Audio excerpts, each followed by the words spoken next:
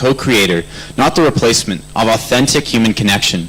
Here's how I believe it will shape the way I collaborate and solve problems. 1, streamlined workflows.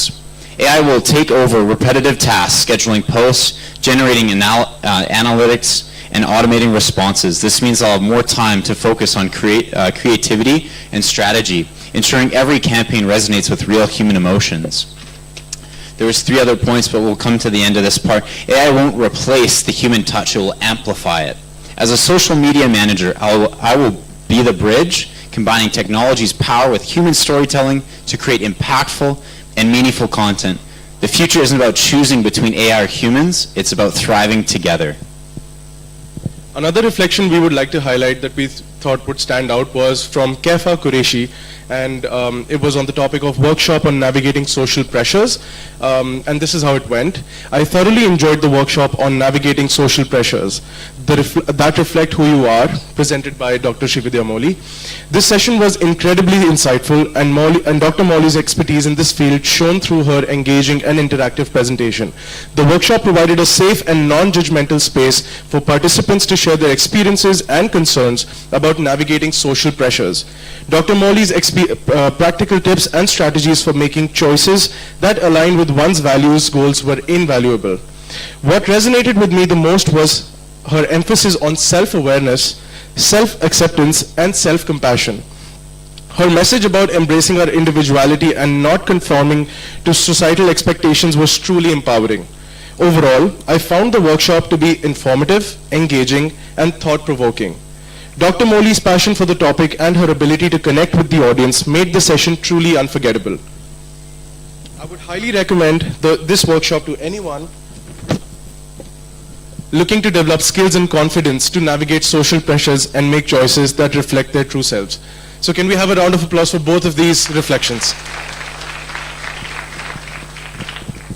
And as you've seen through a lot of our workshops and even just on the screen here today, these reflections were posted on the Galp School app. So if you haven't had the chance, you will at our workshops, but also here with scanning the code. That's where you'll have the opportunity, if you post your reflection, to win a prize later at the closing ceremony.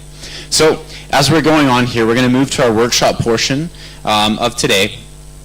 And so, reminder, you do have 2 workshops that will be going throughout the day, and then we will have a LinkedIn challenge after, okay? For those that are in the auditorium, your first workshop will be with Dr. Srividya Moli on navigating social pressures, making choices that reflect who you are. For those in the library, your first workshop today will be with Kayla Passmore, and this will be on balancing the balancing act, nurturing mental health for effective leadership. In the seminar hall, we will have Gwen O'Mahony presenting the Community Catalysts, Youth Empowerment for Sustainable Development. And for the 4th workshop in room A3, you'll have Curtis Johnstone, who'll be presenting on the future of work, life with AI. So without any further ado, we'll get moving to our workshops now, and we'll get started right away. So for those that are staying here, you'll have Dr. Srividya Moli, navigating social pressures. For those in the library, you'll have Kayla Passmore on the balancing act. In the seminar hall, we'll have Gwen O'Mahony with a community catalyst. And in A3, we'll have Curtis Johnstone with the future of work, life with AI. Thank you so much. We'll make our way to our workshops now.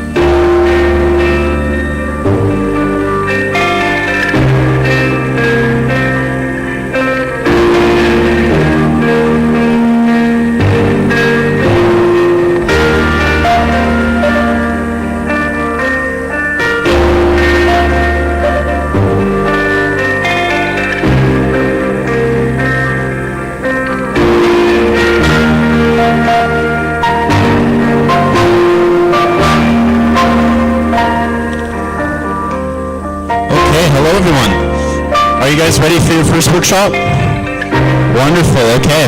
It gives me, it's a great honor for me to introduce Dr. Shravidya Moli to the stage. She'll be coming up to do this workshop with you, Navigating Social Pressures. So if you can please give a warm welcome to get Dr. Shravidya Moli up here. We'll also have supporting from Jatinder Deer as well. If you can stand up, he'll be supporting in this workshop as well.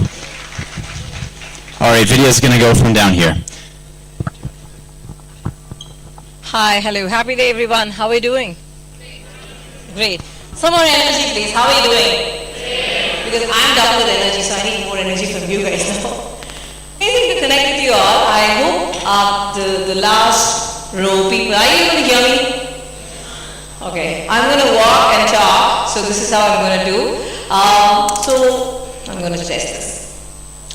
Before we start the session, I'm just going to give a quick introduction about me, and this workshop will be presented by myself, Srividya, and Jatinder with me. I'm going to start this workshop. Before that, I have around 10 plus years of experience in the industry. Most of it are from the IT industry. And then, of course, 10 plus years of teaching in different B schools, or different school of management, different topics. Mostly, I'm core from human resource management department. So that's where I come from. Mostly interested in research. That's what my core area of strength is all about. I love doing a lot of research in different aspects of business. That being said, one of the important topics for today, before we start the topic, I would like you to download this Get School app if you have not done that. Most of our reflection activities are going to be this.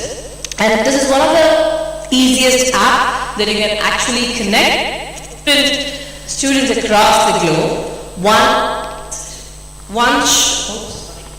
One place that you can actually connect with different people, different academicians, different industry experts, and it has all the information about our AGILE team courses, AGILE programs, upcoming global workshops that you're going to have.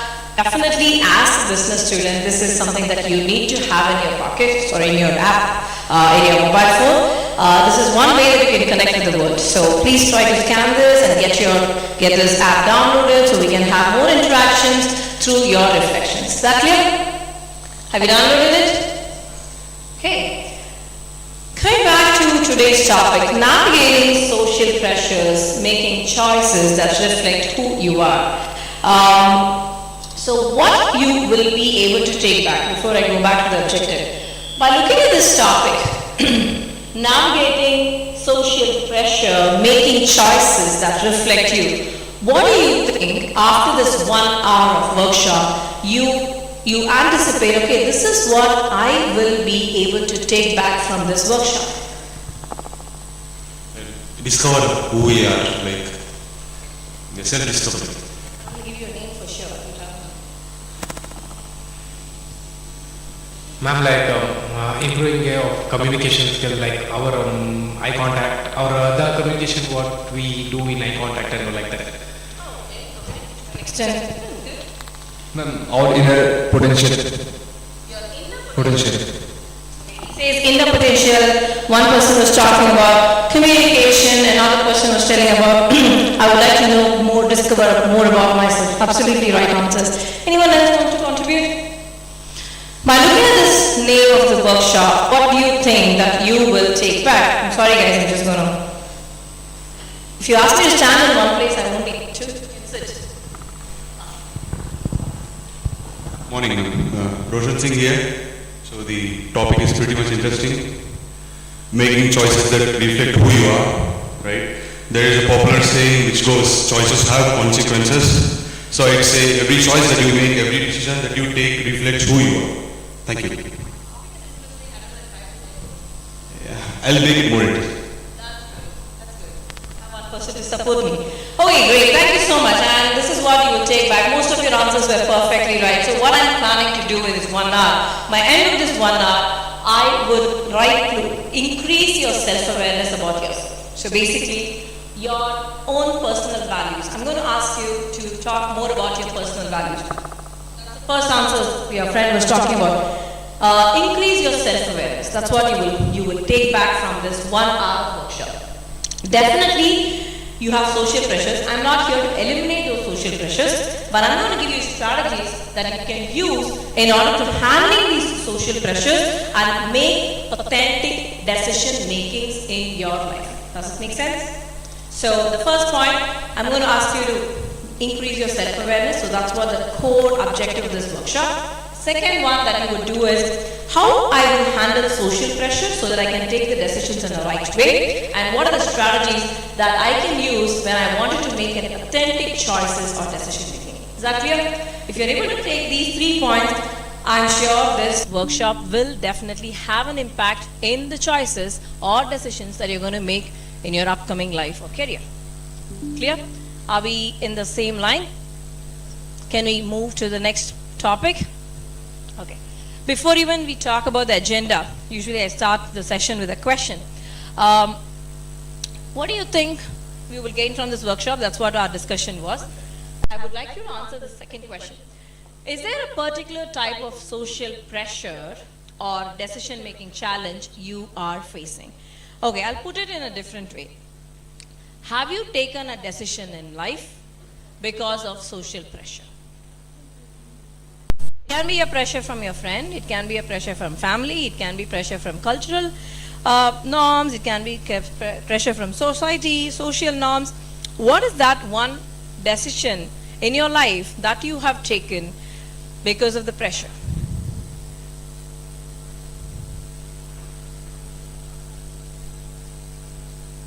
Anyone? Anyone wants to give it a shot? I'm sure day in and day out we are all taking decisions because of pressure. How many of you are there in this classroom because of pressure?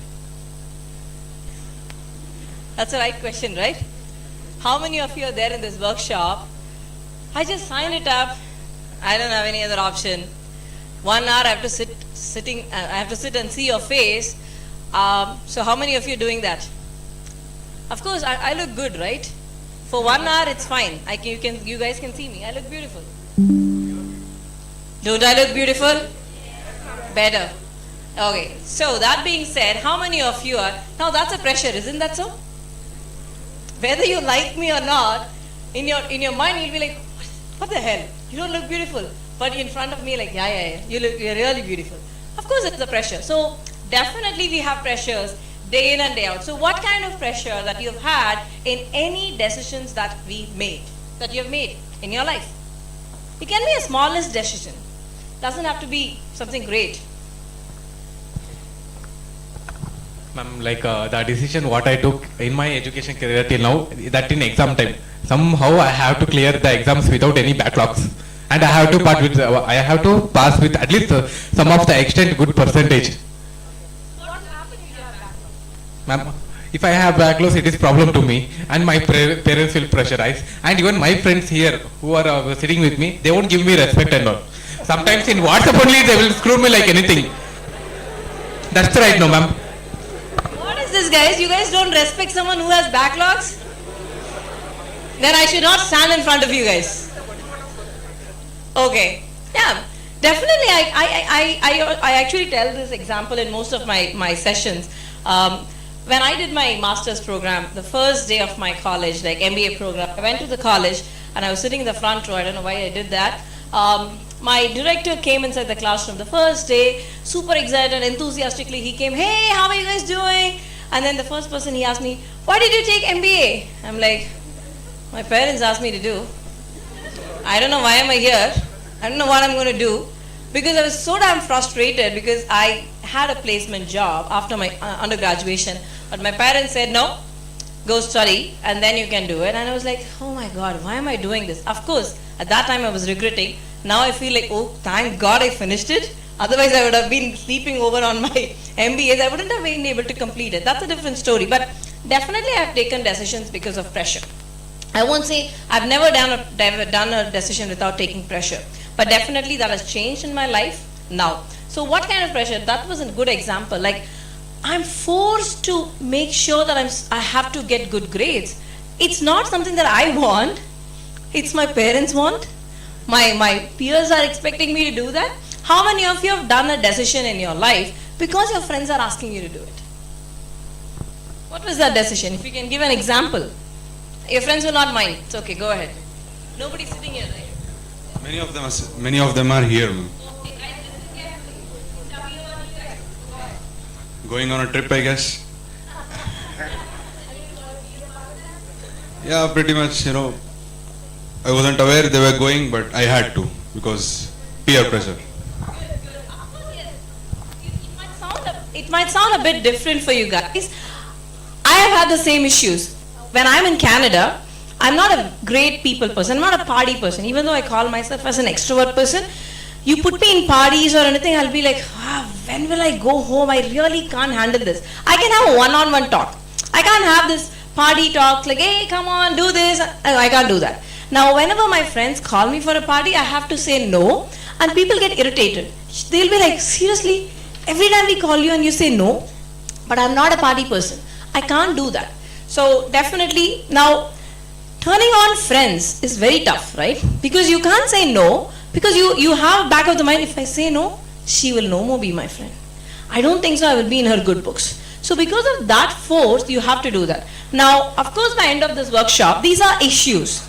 By end of this workshop, I want you to learn how to say no in a way that you are not hurting others. At the same time, it is satisfying you. By end of the day, by end of this workshop, it's about you guys. It's you. It's your life. So you have to say no, you have to say no.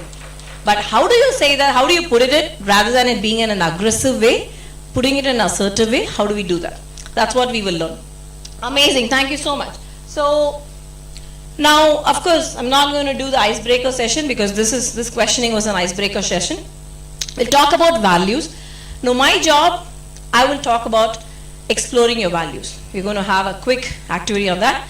I would invite Jatinder in between to talk about how you can use this value to create a brand for yourself and then put it in front of your employer. Make sense? How we are going to do this?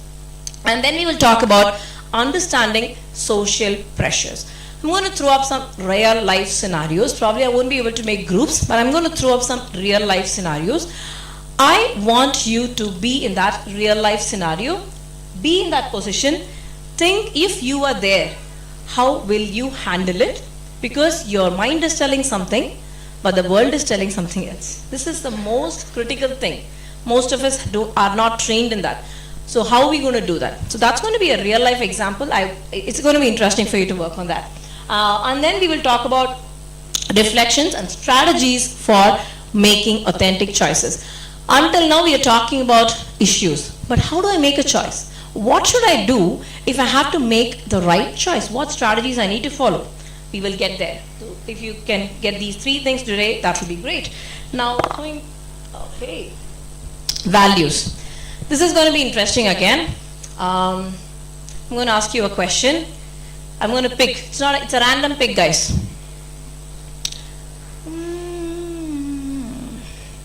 Ma'am, 10 minutes of interaction over between us. Do you agree? 10 minutes I'm talking. Do you agree?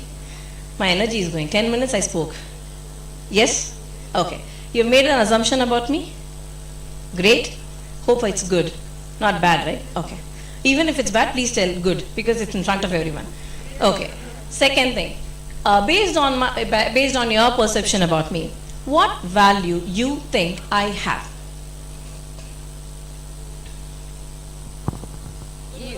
You interact very well. Oh, yeah, thank you. It's the way that you demand people to talk good. Okay, interactive. Okay, next person. I'm going to ask you. You know the choices of getting to females first?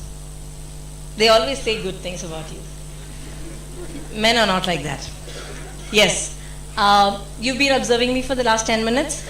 I don't know whether you were looking at your phone, but a little bit you would have observed me, right? Now, based on that, what value you think that I have? Interact well? Okay, good. Let me go to my men folks here. There's one smiling face. You smile nicely here. I love your smile. I wish I can say I love you, but I'm married. Sorry, I can't do that. What value you think I have? Good speaker. Oh, okay, good. Anyone, another smile. I love men when they smile at me. Hardly, when you're entering this late 30s, nobody smile at you. So I'm happy. Interacting, ma'am, and your English communications. Thank you so much. And who else is smiling now? Everybody is like, no, I'm just zipping it up, not gonna smile at you. If I smile, I'm in danger. Another female smiling at me. I love you. Yes, love you too, ma'am. Your confidence. Confidence, okay. Now I'm just going to come back to my first specs friend. Where is she? Okay. Interactive. What made you think that I'm interactive? What part of my interaction made you think that?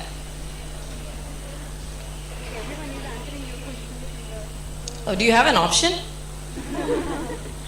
The doors are open, you can't escape, but still, you don't have an option. Okay, good. So I was able to pull them, do that. Okay, good. And my other, I don't know, I'm attracted to you.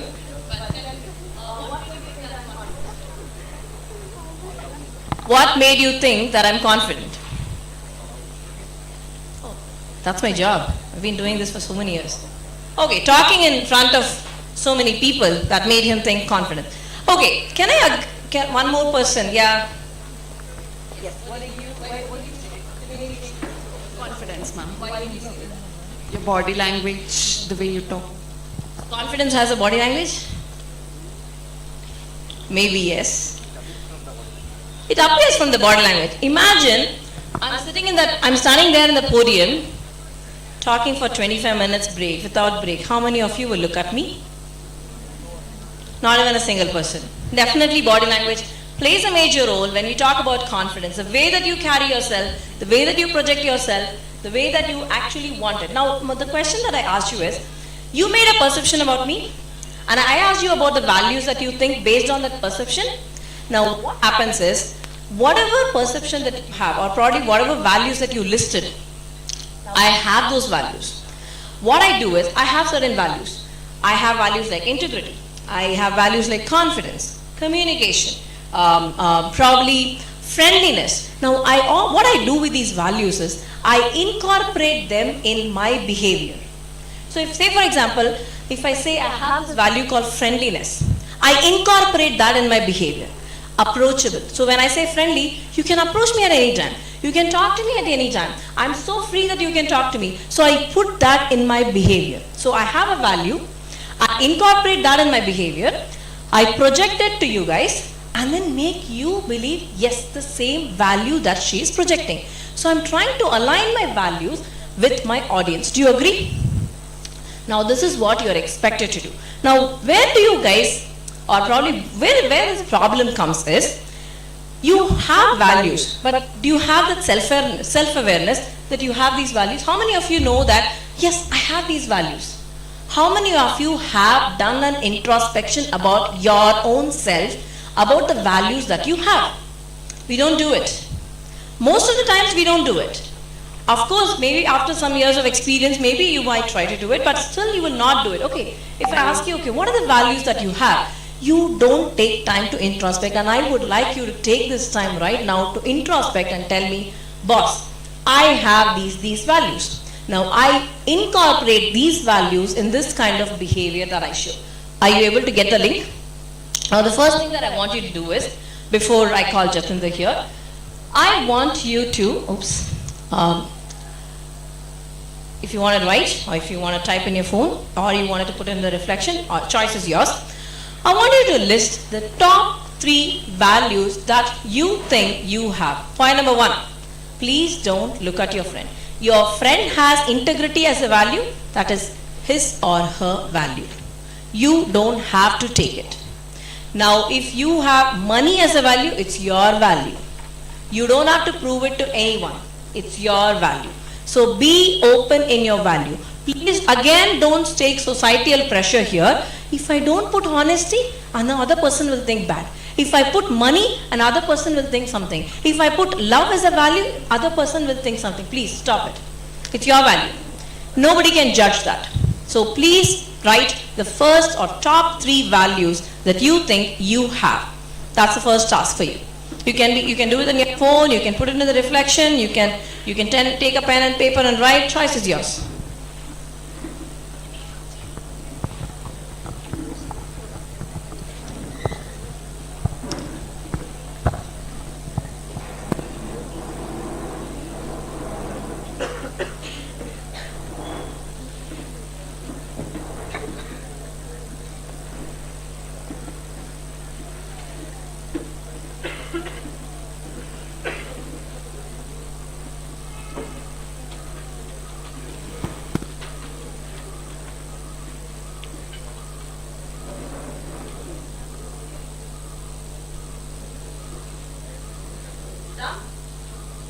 Oh, great.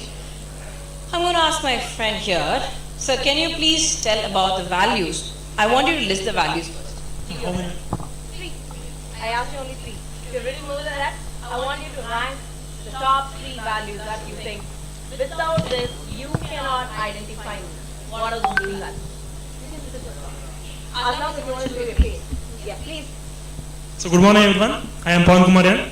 So my 3 core values are problem listener, and the second one is motivator, and the third one is good communicator. So my first one is problem listener. The point that I take this because of no matter who you are, when you come to me, I will listen to your problem. Whether you are a boy, whether you are a girl, whether you are familiar with me, whether you are not familiar with me, I love to listen to your problem. Because daily we face the problem, we don't have anyone to reveal that. So I will listen that.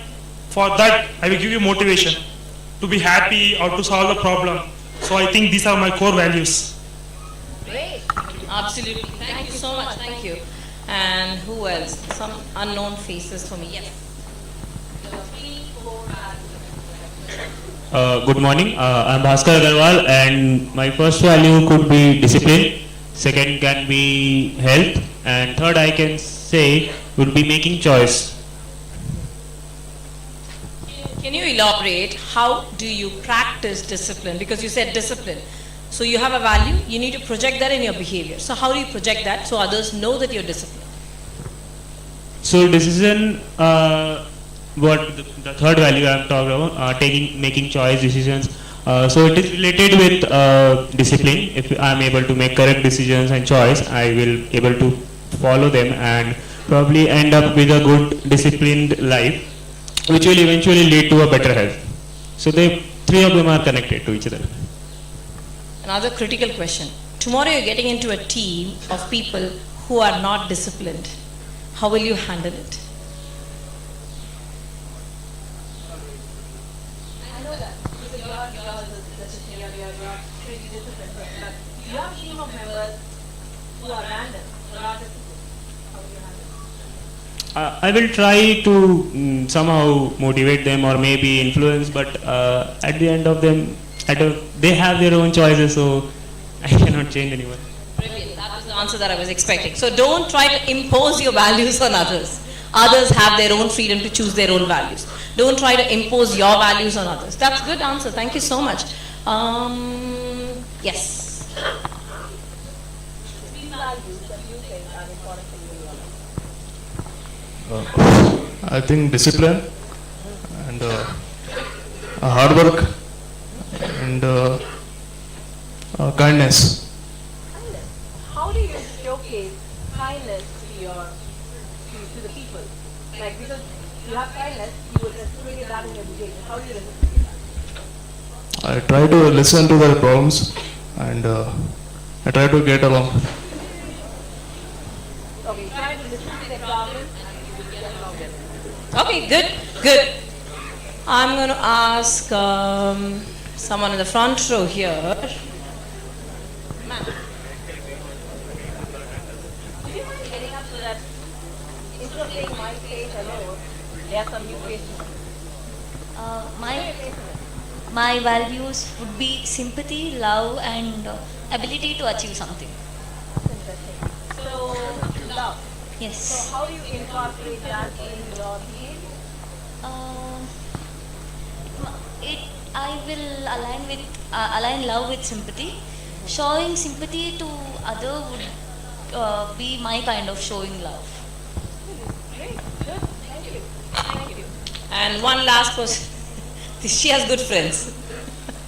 Okay, one last person that I would like to pick is you. Yes.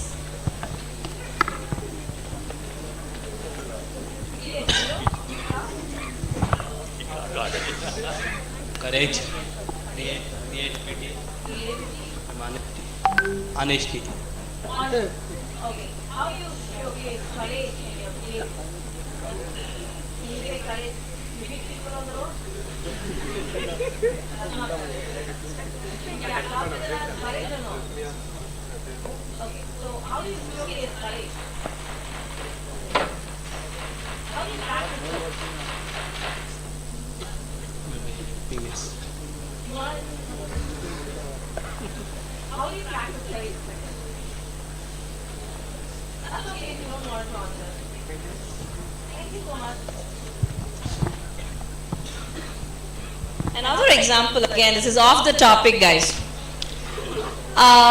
Two things that I always tell my students. You know, students are they don't want to talk in front of people. That's again, I understand, because you are very timid, you get hurt faster than I. So say for example, when you talk, somebody is laughing, you will definitely take it personally. And you will feel like, no, I should not talk now. I always tell this example to my students. Imagine I'm wearing a heel and walking inside this classroom. Suddenly I fell down. What will happen? Sorry? What will happen? Embarrassed? And then what you guys will do? Try to help me? Okay, that comes after. The first thing, people will laugh. Agree? The first thing you will be like, he's not able to walk in a heel, as I was born with a heel. No. I learned to walk after I started wearing it. It's perfectly fine if I fall. It's perfectly fine if you guys laugh. The only difference is how I take that laugh. If I'm not bothered about that laugh, will that impact me? Hardly when say for example, I'm teaching you a course, I'm falling in front of you. Next time, whenever you see me in the corridor, you'll laugh at me and be like, she didn't know how to walk in a heel. Should it impact me? No. Who decides that? If I don't get impacted, it's not going to impact me at all. That's point number one. So it's your choice. Again, I'm telling, whenever you say a value or anything, that's your choice. Nobody has the right to question that. If you tell me that I value money in my life, it's your choice. People might look at you like, seriously, you value money? So bad. You're such a bad guy. It's not their problem. Your issue, your value remains with you. So keep that in mind. If you talk and if somebody is laughing, it's fine. It's perfectly fine. It's okay. It's their choice to laugh. It's your choice to not get impacted. So keep that in mind if you want to do a talk. Amazing, guys. So now what I want you to do before I hand over the mic to Jatinder to talk about how you can incorporate this value as a brand for yourself and then get into an employer. Now I'm going to take my friend's example when she said confidence and she related my body language.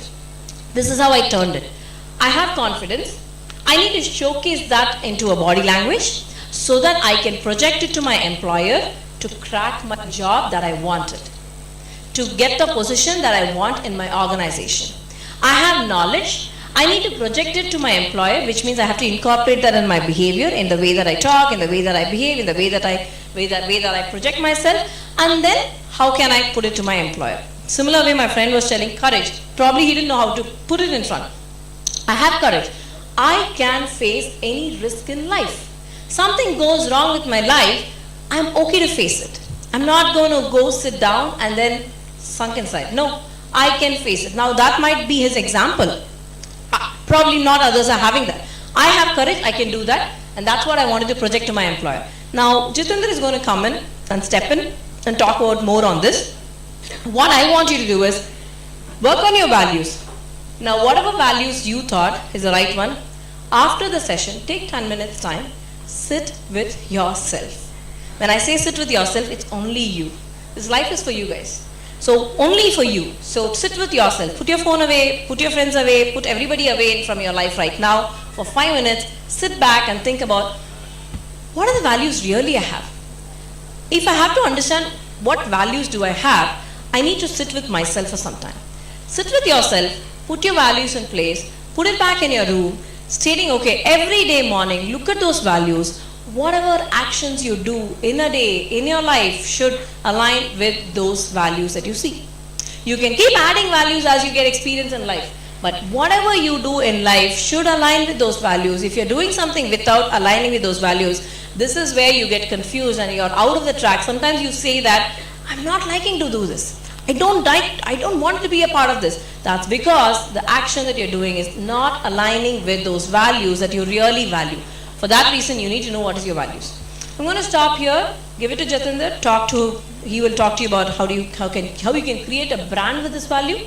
Then I'm going to come back and then talk to you about how you can make decisions by using the strategies that I'm going to tell you, and we will quickly talk about assertive communication. How can I say no at the same time being diplomatic? Okay? Thank you.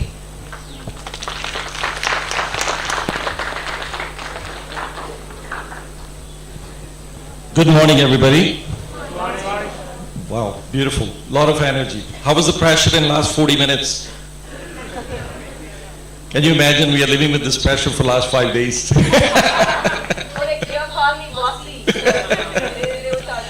I think even bossy is not even close to that. And, thank you very much for being here. I think it's a great presentation.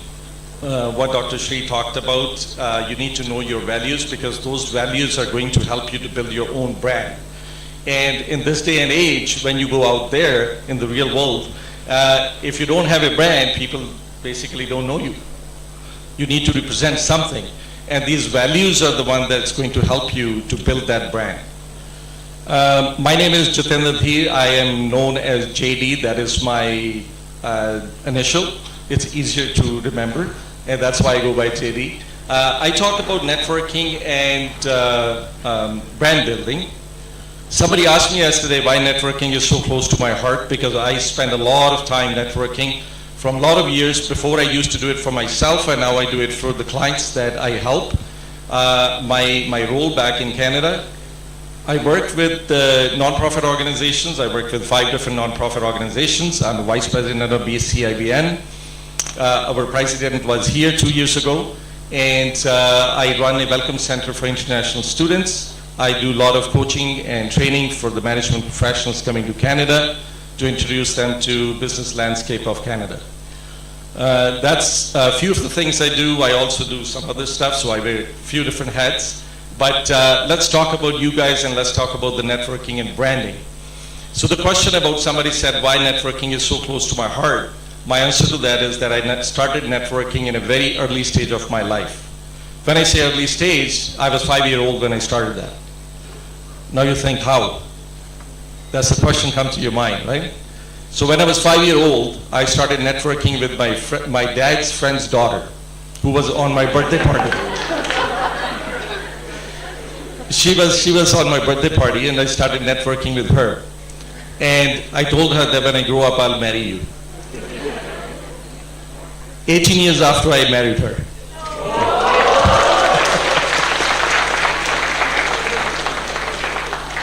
But I couldn't get the courage to tell her for 18 years. I just held it back. So after 18 years, I ended up telling her, and then I ended up marrying her. So yes, it was a fantastic networking. Do the network, but be careful what you promise, for the guys especially. Yeah. So networking is very important this day and age.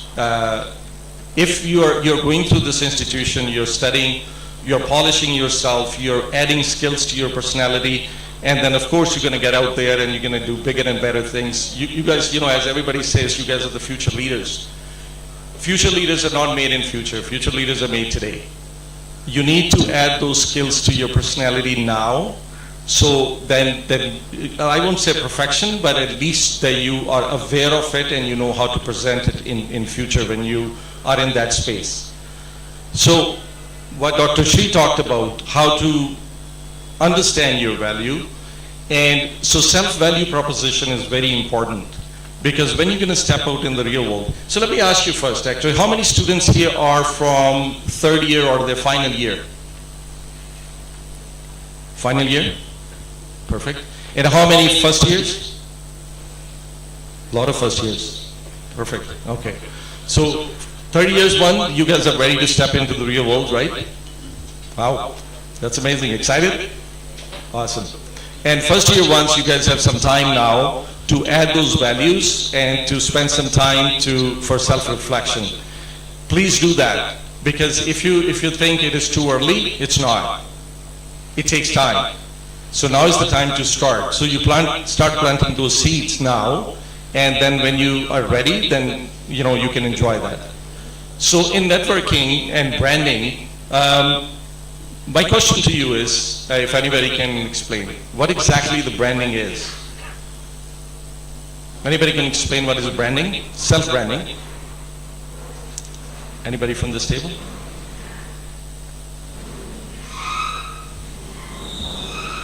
Perfect.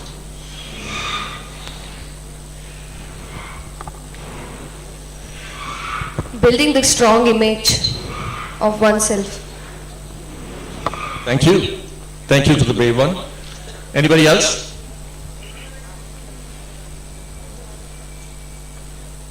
Thank you.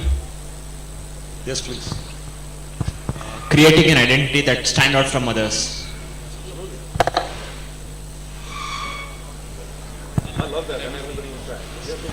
Sir, making ourselves the brand in front of others, and making other people should not forget our face for the long duration. You have to be impactful.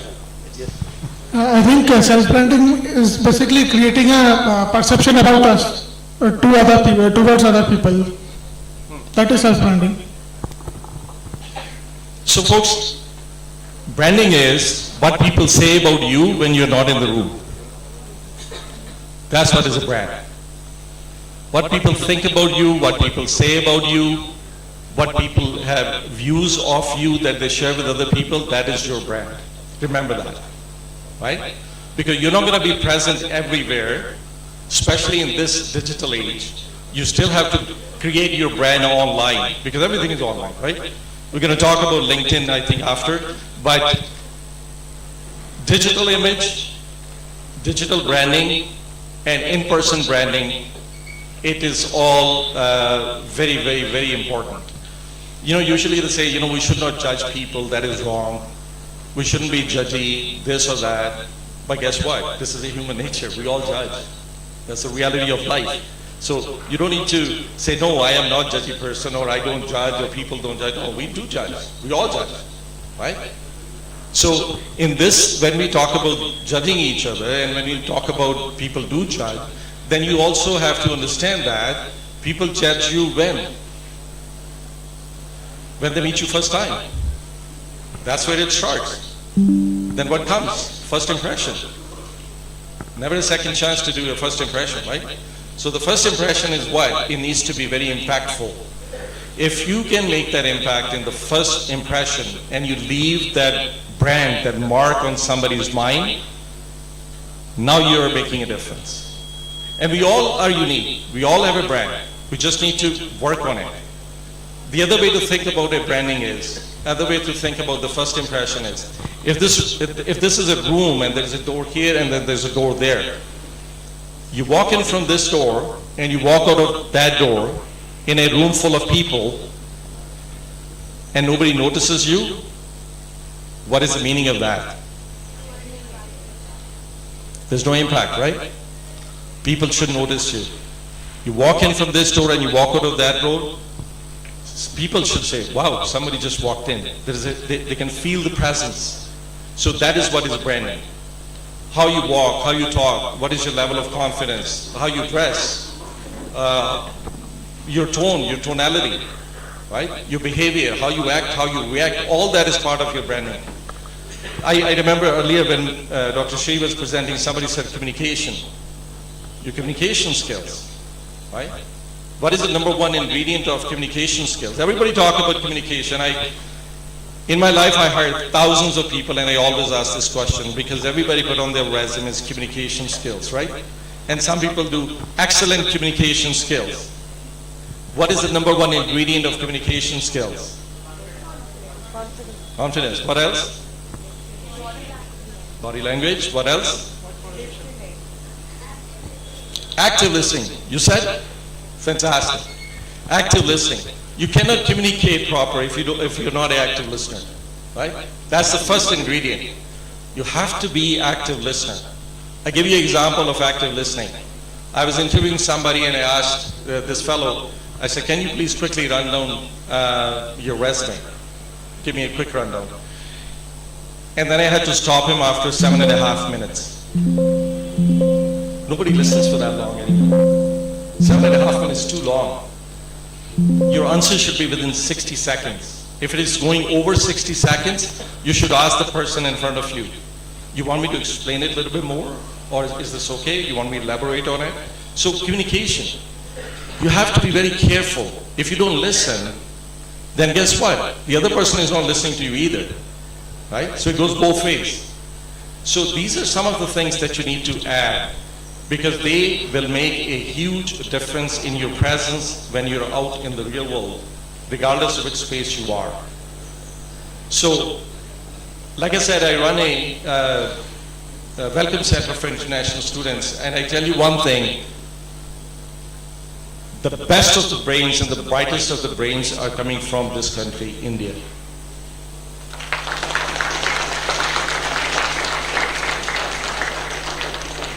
There's no better brain that exists out there. You guys are leading the world. And it is so impressive to come here and witness that, and we are going from one university to the other, and we are talking to the students, and we are seeing why India is leading. So the education system, the opportunities that you folks are given, how you are doing it, and how you are involved in different projects and different, projects, but it is so nice to see that the universities are paying attention and they're bringing the sources to you. Take advantage of it. You folks are literally leading. When we talk about, I don't like to say that, but I'm going to say that anyway. When I talk about, when I see the students in North America, and I won't say all, but majority of the North American students, they only think within North America. They don't think globally. It's, the awareness is there now, but that's what traditionally it used to be. But an Indian student think globally, real globally. And you guys are prepping yourself globally as well. But there is one thing that I always felt when I dealt with the Indian student, and that's what I'm going to talk about, is you bring a lot of skills, amazing brain power, but where we lack about is presenting those skills in front of an employer. Presenting those skills in front of the right people. It's called, anybody heard about a exercise? It's called show and tell. Anybody know what exactly show and tell? Raise your hand if you know. Okay. So I learned this skill because learning never stops, right? You always learn from everything. So I learned this skill from going to my daughter's 3rd grade presentation. So in Canada, in 3rd grade, they will ask the students to bring something from home that is very close to them. A plush toy, a teddy bear, a blankie, a pillow, whatever it is that they always carry with them at home. And come and stand in front of the class and talk about it, why this is very important to them and why they keep with them all the time. And I applied the same strategy. I was a national sales coach in Canada with the different organizations, and I always use this strategy, show and sell. Because if you have a good product, you have an amazing product, but you say, I'm going to keep it in the safe, or I'm going to keep it in the warehouse and lock and key, I'm not going to tell anybody and show anybody, what do you think is going to happen? Nobody's going to know the value of that. Nobody's going to know what exactly it is, right? So it is the same formula applies to when it comes to your skills and your values. If you don't talk about it, and I feel that the Indian student is a little bit shy, they hold back when it comes to talking about themselves, and maybe they feel that it's a bragging about yourself. But why not? If you have a skill, if you got a strength that is unique, you should be talking about that. There's nothing wrong with that. If I'm good in something, I should be proud of that. Right? You shouldn't be egoistic about that, but you should be proud of that. And you should know how to present it, again, within 60 seconds, right? Otherwise nobody's listening. So you should train yourself how to present your skills to the employer. Guess what happened when you step into the real world? You're going to go to an employer, you're going to sit in front of them, and you're going to say, here is my resume, right? Now you want that person, that employer, to look at this piece of paper, read those few words, and get impressed and give you the top job. The world does not work anymore like that. It's changing. You need to demonstrate your skill. You need to match with the resume. You need to be authentic, same person as your resume is saying. You need to match the profile with the job profile what you're going for, what you're going after. If it's a leadership role, can you demonstrate your leadership skills in that interview? Can you walk into that building like a leader? Can you talk like a leader? Can you behave like a leader?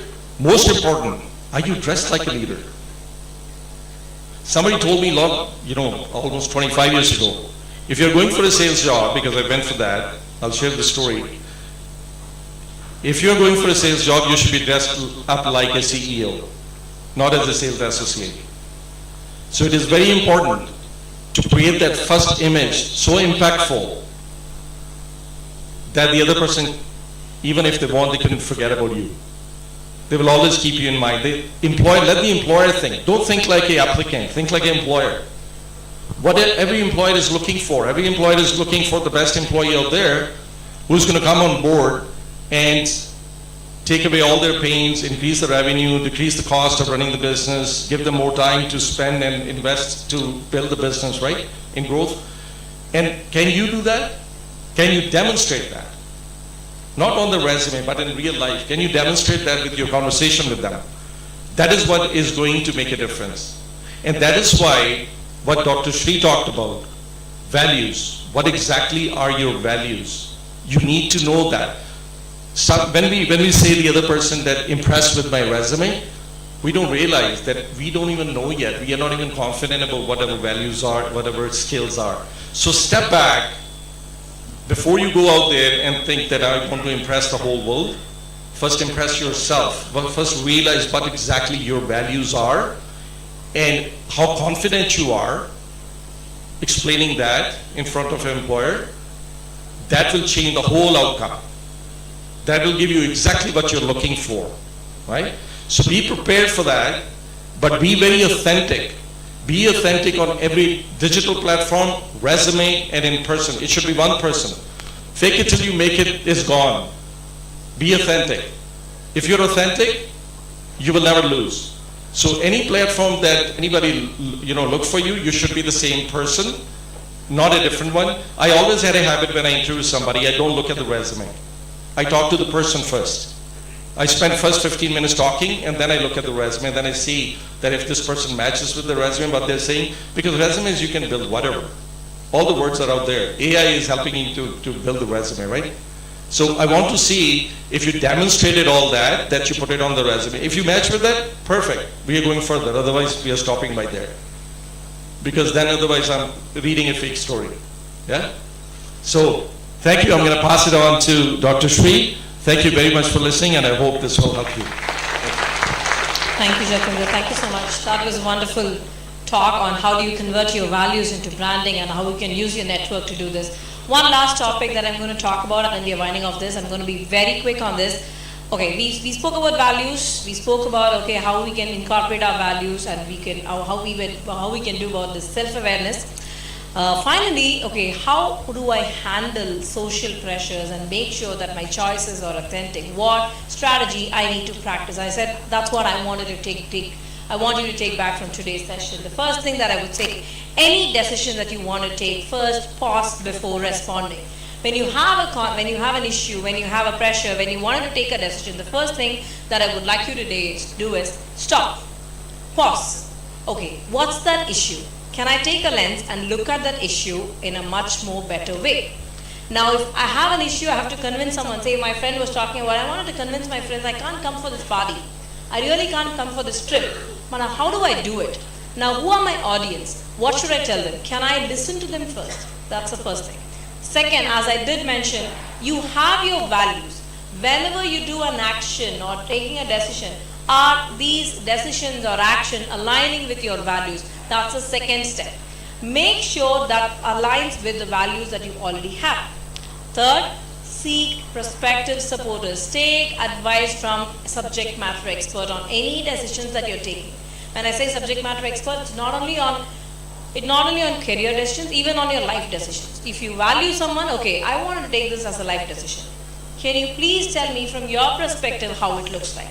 So take help from others. Ask for help. It's okay to ask for help. And the last one, make sure you practice assertive communication. I'm not talking about aggressive communication, guys. Turning down and saying, no, I'm not coming for the trip. It's very easy for him to do it. I'm not coming with you guys for the trip. I don't like you guys. Very easy to tell this.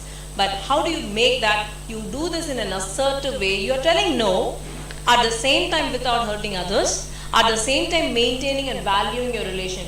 I'm just taking this example. I don't want to come to this trip with my friends, but I can't hurt my friends telling no. At the same time, I have to tell no. You know how difficult it is, but you have to practice that assertive communication. Hey, I would really like to come with you guys for the trip. Unfortunate, I have something else right now coming up, and I'm super exhausted with it. I'm going to miss that trip, but definitely, why don't we catch up after some time so that we can have a talk. I'm sure I don't want to come for this party, but definitely I'm open enough. We can have a chat again. I would like to spend some time with you. Now, this makes an assertive communication. It looks much more better. You're telling no, but looks much more better than an aggressive no. Practice this with all your pressures, your peer pressure, family, whatever you see in front of you. Thank you so much for this wonderful discussion. One feedback I'm ready to take for this workshop for us, because I don't have time. I'm running out of time. One feedback that you think, okay, this was valuable and this is what I would take back from this workshop. Anybody wants to? Or one practice that you think you will do it? The way you conveyed the importance of our values and integrating it in our life, that was so valuable for us, ma'am. I think we could take some insights from your speech so that we can inculcate values in our life as well. And the way sir spoke about networking and importance of networking, it was quite well. So that's it, ma'am. Thank you. Ma'am, first, it was great that I met you. I mean, what you spoke, it was nice, and the confidence I gained was enough, and the information what you people sir shared, it was good. He likes me a lot. Love you guys. Thank you so much for your patience, and it was wonderful meeting you.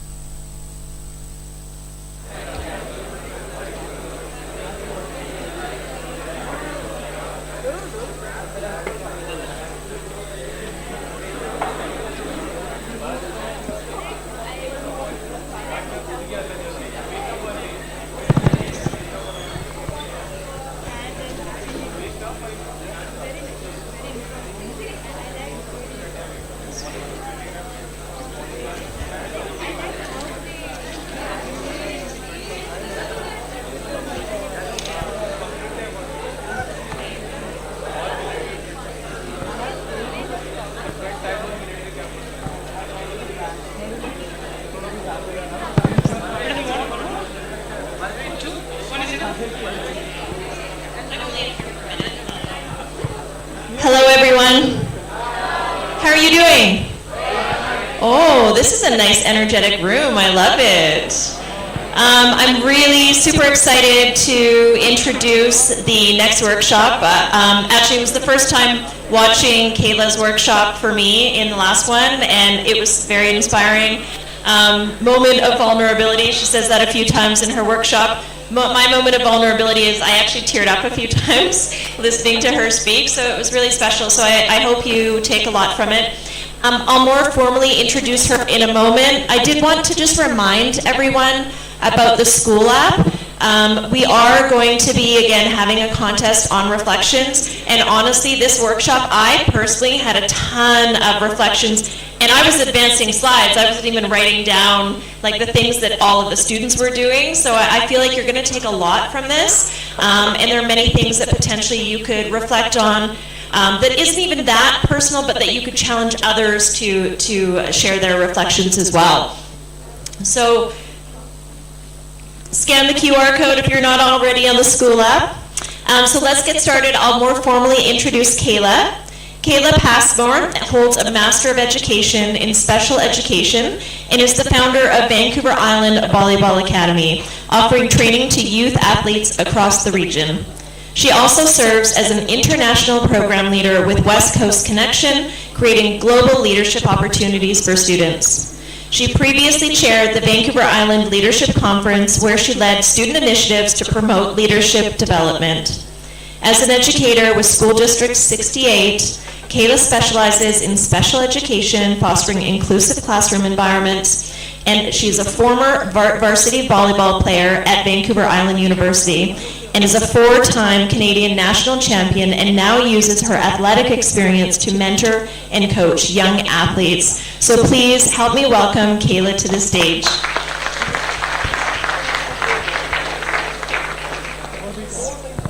Thank you, Lindsay. I've never had a clicker before. This is so great. Check it out. Actually, really funny thing before we start. So I'm Kayla Passmore, and this is Lindsay Passmore. We are not related, and that is not a common name in Canada. I remember I was a couple years ago looking at the Gallup delegation, and I was like, there's another Passmore. Are you kidding? And it's like we're family. It's like we were family in another life. So thank you, Lindsay, for the introduction. Hi, everyone. This is your 4th workshop, so thank you for being here, and thank you for having all this learning, taking time out of your busy lives to be here.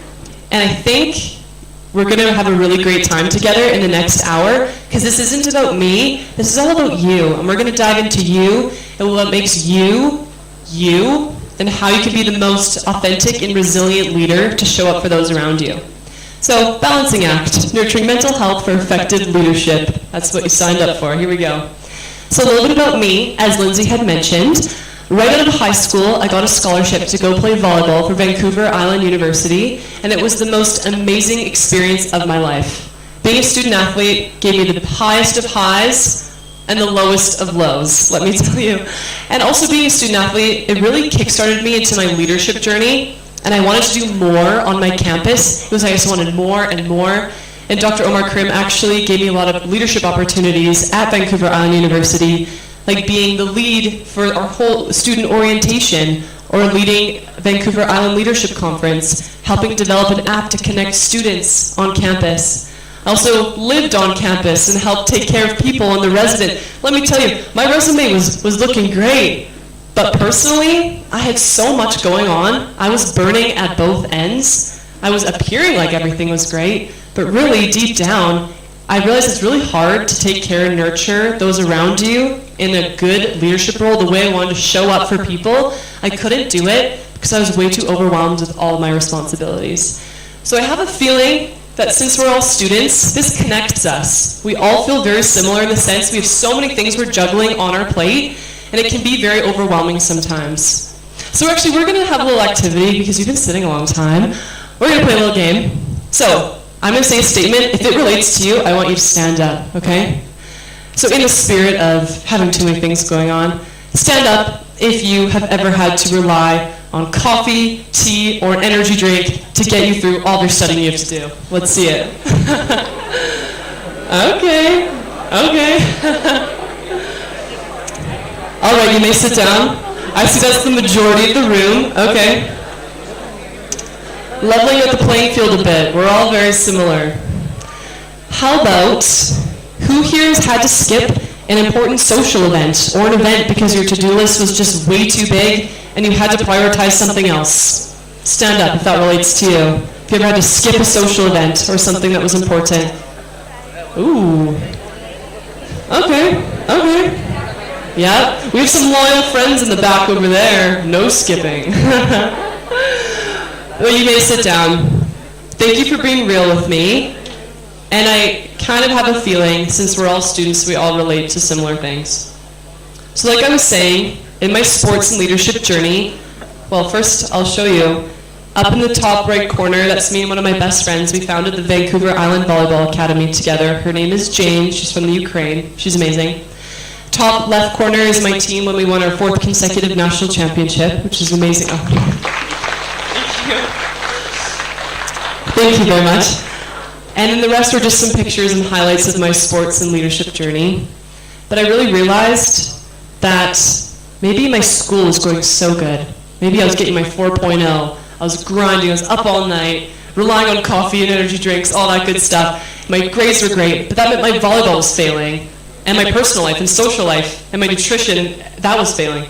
Or maybe my volleyball was going so great. I was being the great captain that I was, spearheading the team, we were winning all of our games, and then I wasn't doing great in school, and my leadership initiatives were falling through, and I was like, I can't catch a balance here, like what's going on? So actually, it's kind of a fun metaphor for the name of this workshop, balancing act. But we're going to talk about you and how you can channel and balance all these things together, okay? So enough about me. So, burnout and mental health. This workshop is going to help you with that. We have 3 goals. Number 1, empower you to reach your highest potential by addressing your personal challenges and building on your strengths. 2, encourage self-reflection today. Have empathy and support for those around you as a leader. We're going to dive into leadership as well. And 3, explore strategies to nurture your mental health to have resilient and authentic leadership. So to get there first, we have to talk about what is self-care? Like what is actually truly taking care of yourself? We're going to redefine that because what I used to think self-care was, I'm going to be real with you, it was I would go get a massage, I would maybe buy the newest like face wash or something, get myself a new outfit. I'm like, I'm taking care of myself, I'm feeling good, like this is awesome. But then I realized like that only lasts, what, a day? Like that wasn't truly honoring me and taking care of me. It was just little quick fixes. And I think the media that we consume shows that you have to buy this, you have to have that. Truly taking care of yourself is buying this new blah, blah, blah. Like, I think we've been misled a lot. So I want you to really define what self-care and really taking care of yourself means. For me, I've learned now, self-care means taking a long, nice, warm bath. Or maybe that's pulling out my journal and reflecting, how do I want to show up in the world today? How do I want people to feel when they're around me? Maybe that's kicking back in my big comfy chair, wrapping myself in a blanket, calling my best friend, and just getting lost in hours in the conversation with her. Self-care is little rituals you do for yourself that make you feel like you, that nourish your soul. Not pulling out your wallet and paying for a service, or buying a materialistic thing that's supposed to be that quick fix. So, we're going to see what that looks like for you. But before we do, I want to share a little bit about my favorite psychologist, Dr. Amanda Hansen. She's amazing. When I was packing for India, must I add, this is my very first time in India, and it's been amazing. Woo, woo. Thank you. It's been so good. I've loved it so much. The people, the culture, the food, I'm in love. I'll be back repeatedly again and again. Oh yes, thank you. But when I was packing, I was listening to this podcast from Dr. Hansen, and she was out for dinner with her son and all of her son's friends. And her son's friends were saying to her, Doctor, you look so radiant. We can't believe you are his mom. What do you put on your skin? What is your skincare routine? Like we want to know the secret. And she thought to herself, that's really interesting. How if a woman or someone is radiating, it must be attributed to what they put on their skin or what they're wearing. She said to them, I don't have a skincare routine, I have a soul care routine. And that's why I radiate, that's why I glow. It's the way I talk to myself. It's the boundaries I set for myself. It's the relationships I have in my life. That's why I do what I do, and I act the way I act, and I look the way I do. Goosebumps, let me tell you. I was like, that's going in the presentation for sure. So I just love her work. So we're going to dive into what does this mean for you? So I see lots of you have my booklet, which is wonderful. It's the Balancing Act one. If you don't have it, I encourage you to please pull out paper and pencil or pen. And if you don't have a paper and pen, then please pull out your notes app. We'll make it work. But I want you to have some time for reflection. So the very first question I'm going to ask you is, when was the last time you felt deeply connected to yourself? I was asked that question a few years ago, and I truly couldn't even answer it. I didn't even really know what that meant. But it's, when did you last feel like you? Like, when did Kayla last feel like Kayla? And I'll be vulnerable with you. I'll be very honest, and I'll share with you a time that I did. About 2 weeks ago now, our GELP delegation went to the Jagriti School for Blind Girls, and we were touring around the school. We met the girls. We were learning how they did their work. We got to put blindfolds on. We were experiencing their life. And I had to leave the room a couple times, and I just sobbed to myself in the hallway alone.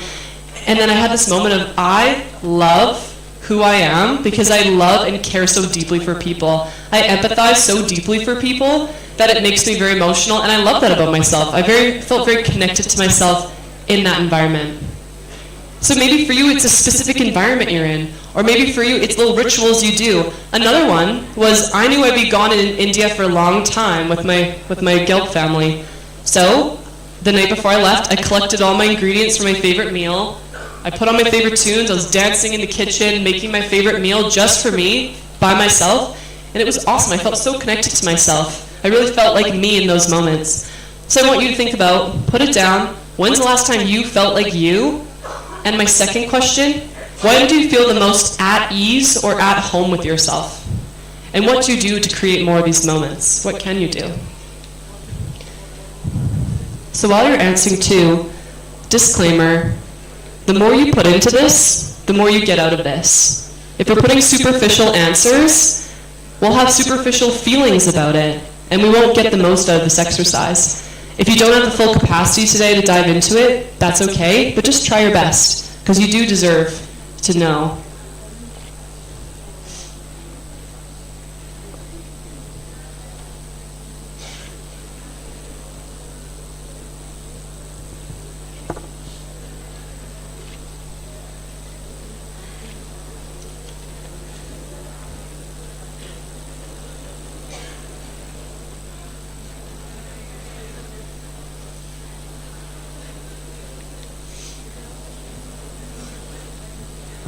And when you've done those two questions, I want you to think about, what are 3 things that bring you joy?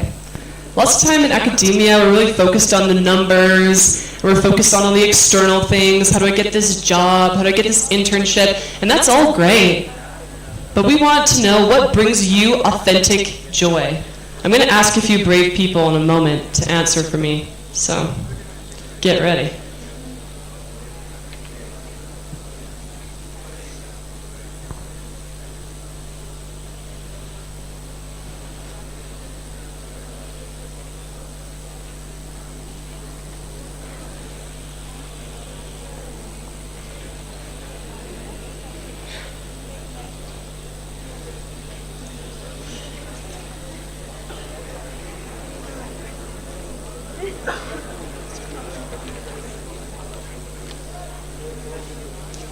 Okay, in the name of staying on track of time, I was told we only have half an hour, so we are going to get through this. Are there any brave souls out there that want to share something that brings them joy? Oh yeah, I was going to say, if I were in this crowd right now, I'd be like, don't pick me, don't pick me. So I love how we're brave. We have our first one over here. 3 things which brings joy. First thing is planning events. I put my soul in planning events, and another thing would be painting. I am an artist, so that will bring me joy. And mountains. Thank you, round of applause. Thank you so much. Takes a lot to be brave like that. We have another one right here. The 3 things that brings me joy is dance. I express my emotions and souls through art, and that's what I really love to do. And the next is listening. I love listening to other people's stories and the experiences that they have had, which lets me to learn a lot about exploring meaningful experiences that I did not get the chance to. So great. Thank you. Round of applause. Thank you so much. I love the creativity. I see someone back here. Okay, 1, 2, 3, and that's unfortunately all we'll have time for. Well, the first thing is when I dress confident. That's a joy that I find. And dance. I love dancing. So anytime, late night, whenever I feel like dancing, I dance. So that brings joy. And the last is serving the people. Community service is something that brings joy. Anyway. Round of applause. Thank you so much. Community service, so bold. Okay, who had their hand up over here? Oh, yes. First thing would be sketching. Whenever I feel myself overwhelmed with many things, I would indulge myself in sketching so that I can escape from the reality and get time for myself. And second thing would be cooking. I love cooking. I love cooking for my favorite people. And I love their expression, the way they feel the food. That makes me happy. And the third thing is cars. I love cars. So I love collecting Hot Wheels as my passion. So whenever I feel them, I see them, I feel like motivated. And I want to work hard to buy them in a real life. That's what motivates. So sweet. Thank you so much. We have 2 more. I just saw some hands up over here. Whose hands were up? Okay, 1 and then 2. Ma'am, last time when I was deeply connected with myself means in 2015, ma'am, when I met Prime Minister of India, Narendra Modi ji, in Bangalore when he came to Indian Institute of Science in Yeshwanthpur, Bangalore. And the 3 things I love to spend, enjoy with, spending time with my own classmates in college, in college when I will be with them, and in home, like cleaning house or cleaning toilet and doing household things. That kind of a funny thing I spend, and like dancing myself. When nobody will be there, I will dance like a monkey. That's the thing. Thank you. Round of applause. Thank you very much. I also just want to have a disclaimer when people are speaking in the audience.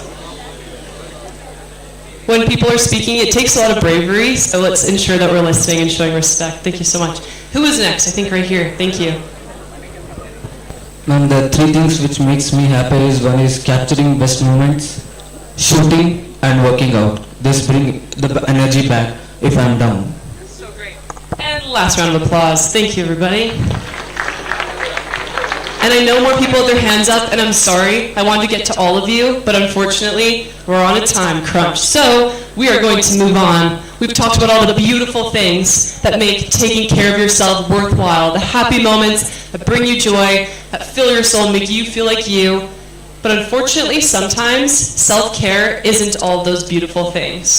Sometimes self-care are those hard, ugly truths that you have to address in order to gain peace in your life. For some people, self-care might mean making a spreadsheet of all the debt they owe to other people. Maybe that's pushing through one last rep in their workout when they really don't want to, but they know it'll make them stronger and more healthy. Maybe that's them calling their best friend or their partner and saying, I'm really not appreciating how you're showing up for me, and I need more boundaries in our relationship. These are things that do not feel good, but they're essential to address in order to reach a cultivate a state of happiness and peace in our life. So sometimes self-care isn't the bubble baths and the chocolate cake and all the fun, fluffy stuff we talk about that bring us joy. It's true, those are very important. But sometimes true self-care is creating a life that you don't want to escape from. Okay? So quickly, we're going to address the psychology behind this. If you study psychology, you happen to maybe know about Maslow and the hierarchy of needs. So at the bottom of the pyramid, you have to achieve these bottom levels in order to get to the top. The top of this pyramid is self-actualization. Self-actualization is the place we all want to go to. This is a place of flow. It's a place of you're proud of who you are. You have secure relationships. You find enjoyment in your job and everything around you. Everybody wants that, but you can't get to the top unless the level below is achieved. So of course, at the bottom of our pyramid, we have our physiological needs. This is making sure you have your adequate food, your sleep, your hygiene, your hydration. If you're staying up all week long studying for your exams and not eating or sleeping, sorry, we're not going to be reaching our highest potential here. I know it's a hard truth. But the next one is safety needs. You need to feel safe with where you're at. That might mean your environment. That might mean the people that are inside your environment, your home. You need to feel secure with where you're at to be able to move to the next level, which is belongingness and love needs. This might not even mean having a partner or your blood family. This could be your chosen family. This is your friends. These are people that make you feel like you belong, like you're a part of something bigger than yourself, that you're loved and cared for. That's so essential for your well-being. The next is esteem needs, prestige and feeling of accomplishment. You're proud of what you're doing. You identify and associate with the work you're doing because it makes you feel like you're you in your work. And that, you need all those levels to get to the top in your self-actualization, self-efficacy. You're proud and know who you are. So this is kind of the framework we're going to be working with for self-care right now, because I want you to make sure all these levels are checked off, and if they're not, that's okay. We'll dive deep into it, address it, so it can be. So I'll briefly touch on this. The green zone, this is my favorite sports psychologist in the world that I know. His name is Les Melvin, and he's helped me out through a lot of hard times, especially in our national championship run. He says there's two zones in life. There's the green zone, which is essentially all the levels of Maslow's pyramid, making sure that you're sleeping, making sure you're hydrated, making sure your homework is done, making sure that you've had those conversations with family members and friends, that you feel secure in that, making sure you're on top of your work. Your green zone is your everyday life that makes sure that things are in check. The gold zone is reaching your highest potential. You cannot get to the gold zone unless you have addressed the green zone. You cannot be achieving your highest potential if your life is not in place. This sounds so silly, but I'll be vulnerable with you in that when my team was on our national championship run back in 2022, we would all take pictures of our bedroom in the morning. Our bed is made, our laundry is away, we have a clear mind, we are ready to roll. We're going to be the best possible athletes and people on the court today because our green zone is taken care of. Our meals were prepped, we were hydrated, we were prepared. And if we didn't have all those things, we couldn't expect to be getting to the next level. So I just want you to think about that in your everyday life. But we're going to talk about you, your wellness wheel. I love this as a tool to evaluate where I'm at. I was introduced to this about 5 years ago, and I do regular check-ins with this myself. It might be every 3 months, 6 months, but I always reevaluate this wheel, and I have a little folder at home with all my different wellness wheels throughout the years. So we are going to address every piece of this little pie up here, okay? If you have my handout, please flip the page, and it's going to have it nice and laid out for you. If you don't have the handout, you are just going to rank yourself from 1 to 10 in each of these sections, okay? So essentially, you're going to rank yourself. In your wellness wheel, I'm going to go through each part of wellness. Physical, environmental, social, all the things. You're going to rank yourself 1 to 10. I know it sounds a bit, okay, what are we doing here? But trust me, trust the process. It'll work out. You'll have a nice visual at the end with where you're at in all areas of your life, and we can address one that's really going to make a difference for you. So starting out strong with physical wellness. So for you, maybe some guiding questions you can ask yourself are, do I exercise and move my body at all throughout the week? Am I mindful of eating balanced, healthy meals? Do I get quality sleep most nights of the week? Have I taken steps to manage stress effectively? Do I stay on top of my health and my dental care? You might have many more examples of what physical wellness means to you than this. This is just guiding questions. So let's say, just so you have an example of how to rank yourself, if you're a 10 in this, maybe your definition of that is you're in the best shape of your life, you're eating the best, you're sleeping sound every night, you're on top of all your appointments, you're doing great. And then a 1 might be, you're not sleeping, you're not doing all these things to take care of yourself, and you're really not feeling satisfied in that. So please give yourself an honest rank. If you're at a 1, just color in the first little sector of the wellness wheel, and if you're at a 10, color in all the areas.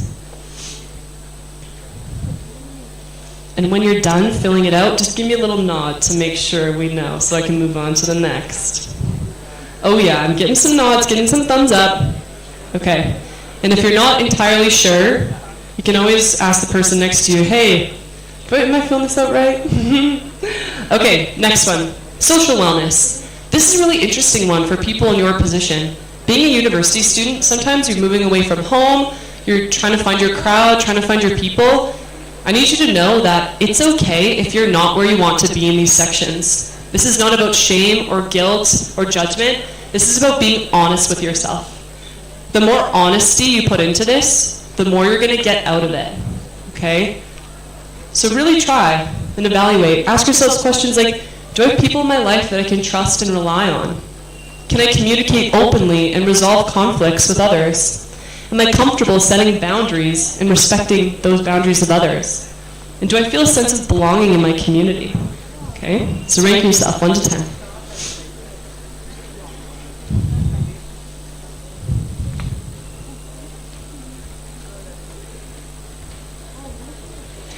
Moving on to number 3 is a really huge one for me, is environmental wellness. Like I mentioned, I realize if my room is really messy, I know that I'm not going to be a clear mind for the day. So ask yourself questions like, is my room or workspace clean, organized, and conducive to my well-being? Do I feel energized by my surroundings, or do they drain me? Am I taking steps to reduce my environmental impact? Do I feel safety, comfort, and connection with my surroundings? This might also mean people that are in your home. Are they providing you with that safety?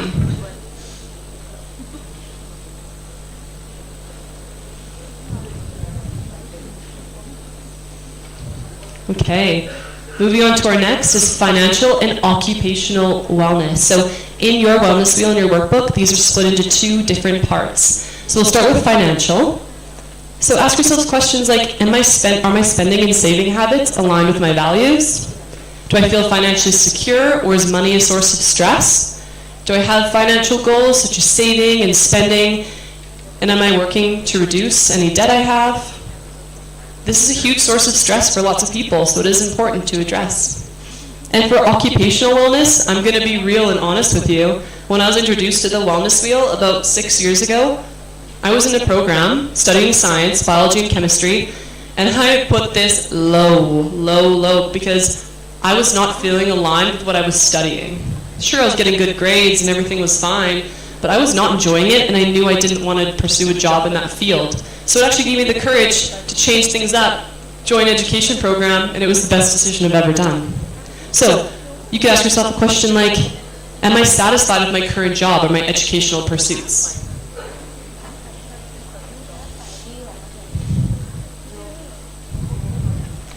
Give me a little nod if you've done these 2. Oh, I'm seeing lots of nods. Okay. Next, spiritual wellness. Do I feel connected to a greater purpose or a higher power? Are my values and beliefs clear to me, and do they guide my life decisions? For some people, this might be religion. Some people, this might not. This can be whatever context spiritual wellness means to you. Do I engage in practice such as meditation, prayer, mindfulness to support my spiritual health? Am I able to forgive others and release negative emotions?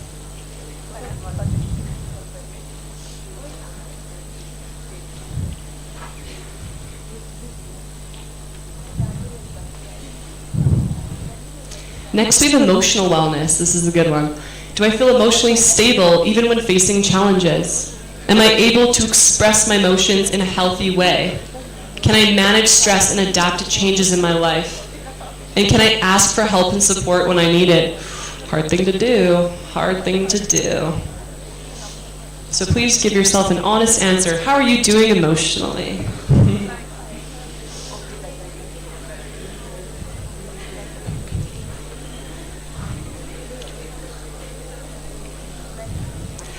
And last but certainly not least, intellectual wellness. I'm going to be honest with you, another moment of vulnerability. I did this wellness wheel myself when I was preparing this presentation to come to India a couple months ago. And in this wellness wheel I did, intellectual wellness was way lower than it usually is. And I was realizing, why is that? I realized I was so busy with teaching full-time, running my full-time volleyball business, finishing up my master's and all the work with GELP, that I was completely neglecting all the things that I love to do to stimulate my mind and my brain. I wasn't reading my books that I usually do. I was canceling my pottery nights and all my other things because I just didn't have time to do it. And I'm not making myself feel bad for that, but it's just a reality that this wellness wheel brought me back into check. So ask yourselves questions like, do I challenge myself to learn new things regularly? Am I curious and open to different perspectives? Do I pursue hobbies that stimulate my mind? And am I satisfied with the intellectual growth that I'm experiencing in my life?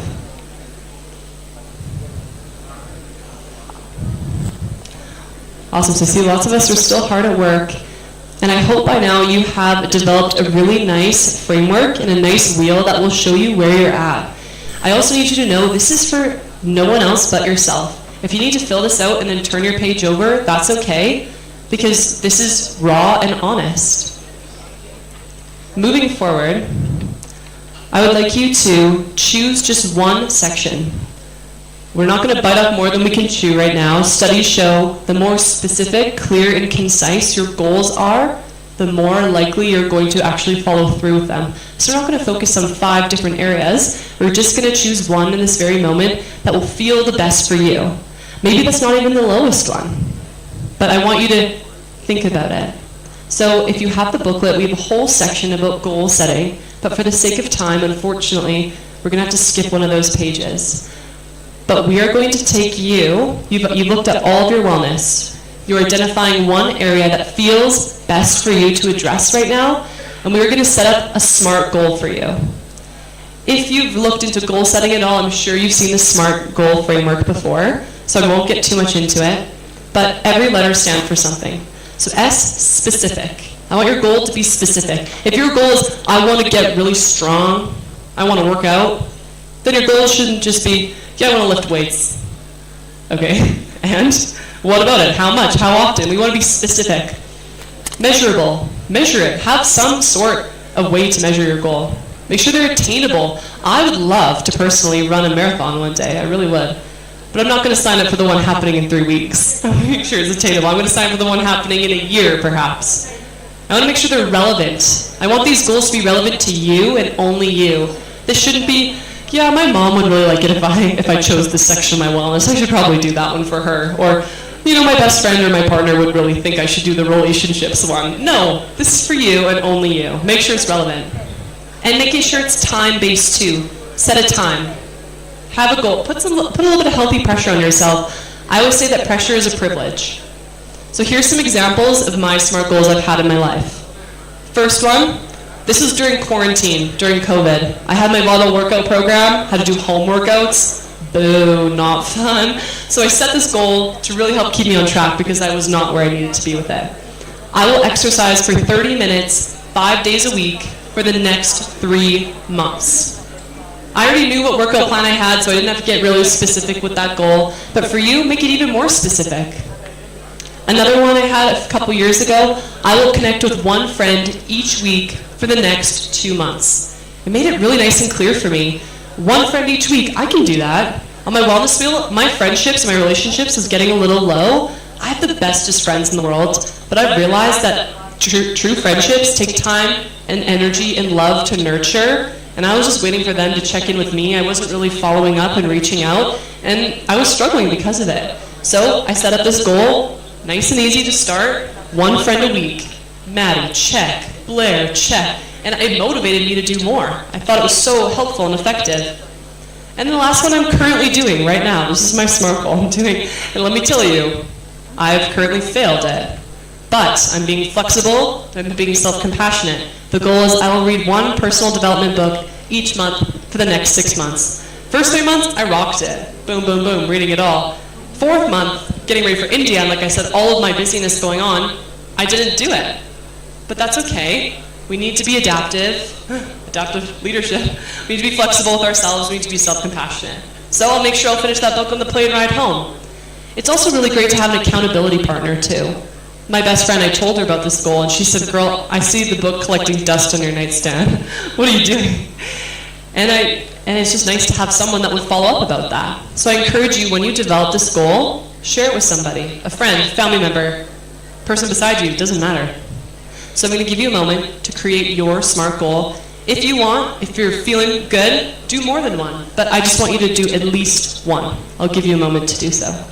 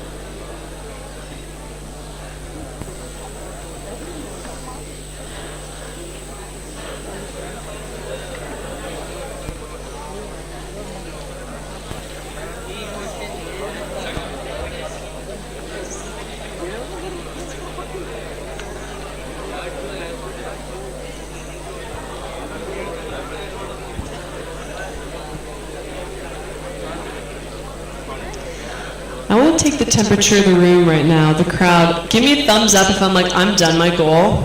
Thumbs down if I'm like, I'm nowhere near close. And like, I'm in the middle. I'm getting there. I'm working on it. Okay, I'm seeing some of this. For the sake of time, I'm only can give about a minute more. But that doesn't mean it has to stop here. You keep working on it in your everyday life. You have about 1 more minute.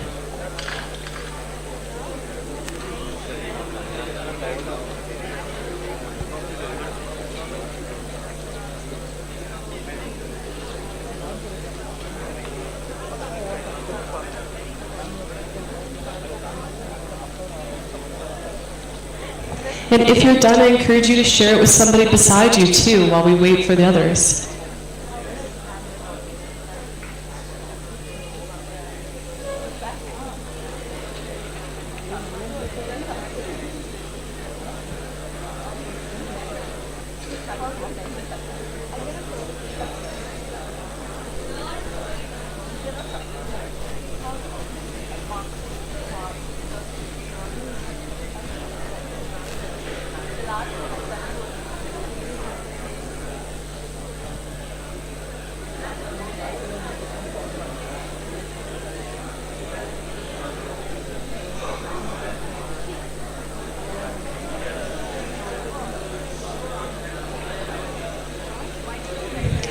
I'm loving seeing everyone work so hard, and I really do feel bad cutting you short on it, but I'm gonna ask, finish up your last sentence, do not stop here. I'm gonna move on with the rest of our content. If you need to finish writing, please do, and continue to revisit this. This is not a one and done. You are an ever-changing, growing being that's always gonna have different needs and different levels, strengths and weaknesses at different times. So like I said, I revisit this every few months. Maybe for you this isn't the specific wellness wheel, it's a different avenue, and that's okay. But just know that you do deserve to know and be self-reflective with where you're at. So this is a great tool to do so. But moving forward, we're going to conclude the self part of this workshop, and then we're going to move into the leadership aspect, how you're going to take this and dial it into your leadership. But before we do that, I just want you to know that wellness is truly a journey, and it's not the destination you go to. I know lots of you are here because you want to network, you want to get the best job ever, you want to get that internship, you want to have lots of success one day, which is great, but I need you to know, if your goals are just to get that internship, get that job, when you get there, you'll likely be unsatisfied and just want the next and next and next. If we're not cultivating a state of true happiness and joy and contentment on the journey. It's never going to be enough. External things are never going to be enough for you. You have to find it within yourself to truly be satisfied and happy with where you're at. So that's where this wheel really comes into play. And be flexible with yourself. If you can't hit these goals, that's okay. Adapt, revise, but have self-compassion. So, you get a wellness break in about 10 minutes and I'm done, so we're just going to skip right through that. But we are going to get into my favorite part, talking all about leadership. So this is one of my favorite quotes. It's by Simon Sinek. I love Simon Sinek. It is that leadership is not about being in charge. It's about taking care of those in your charge. And when we take care of our people take care of us. I always get goosebumps when I read that. When we take care of our people take care of us. It is not about us being the sole leader at the front and saying, everybody follow me. Doesn't really matter what you have to say. It is about taking care of our people. It's about being vulnerable with them, sharing that I'm not perfect either, and we can get to our solution together. When we're leaders, we want to eat last. We want to make sure everybody knows that they're loved and taken care of. We want to make sure everybody's good before we are as a leader, okay? This is another of my favorite quotes. The function of leadership is to produce more leaders, not more followers. Yeah. We want to empower and lift everybody up that's underneath us too. But newsflash, unfortunately, we can't do this unless we have fully taken care of ourselves first too. To truly nurture and love and be there for those around us, leading with love, caring for those around us, you need to care for yourself first.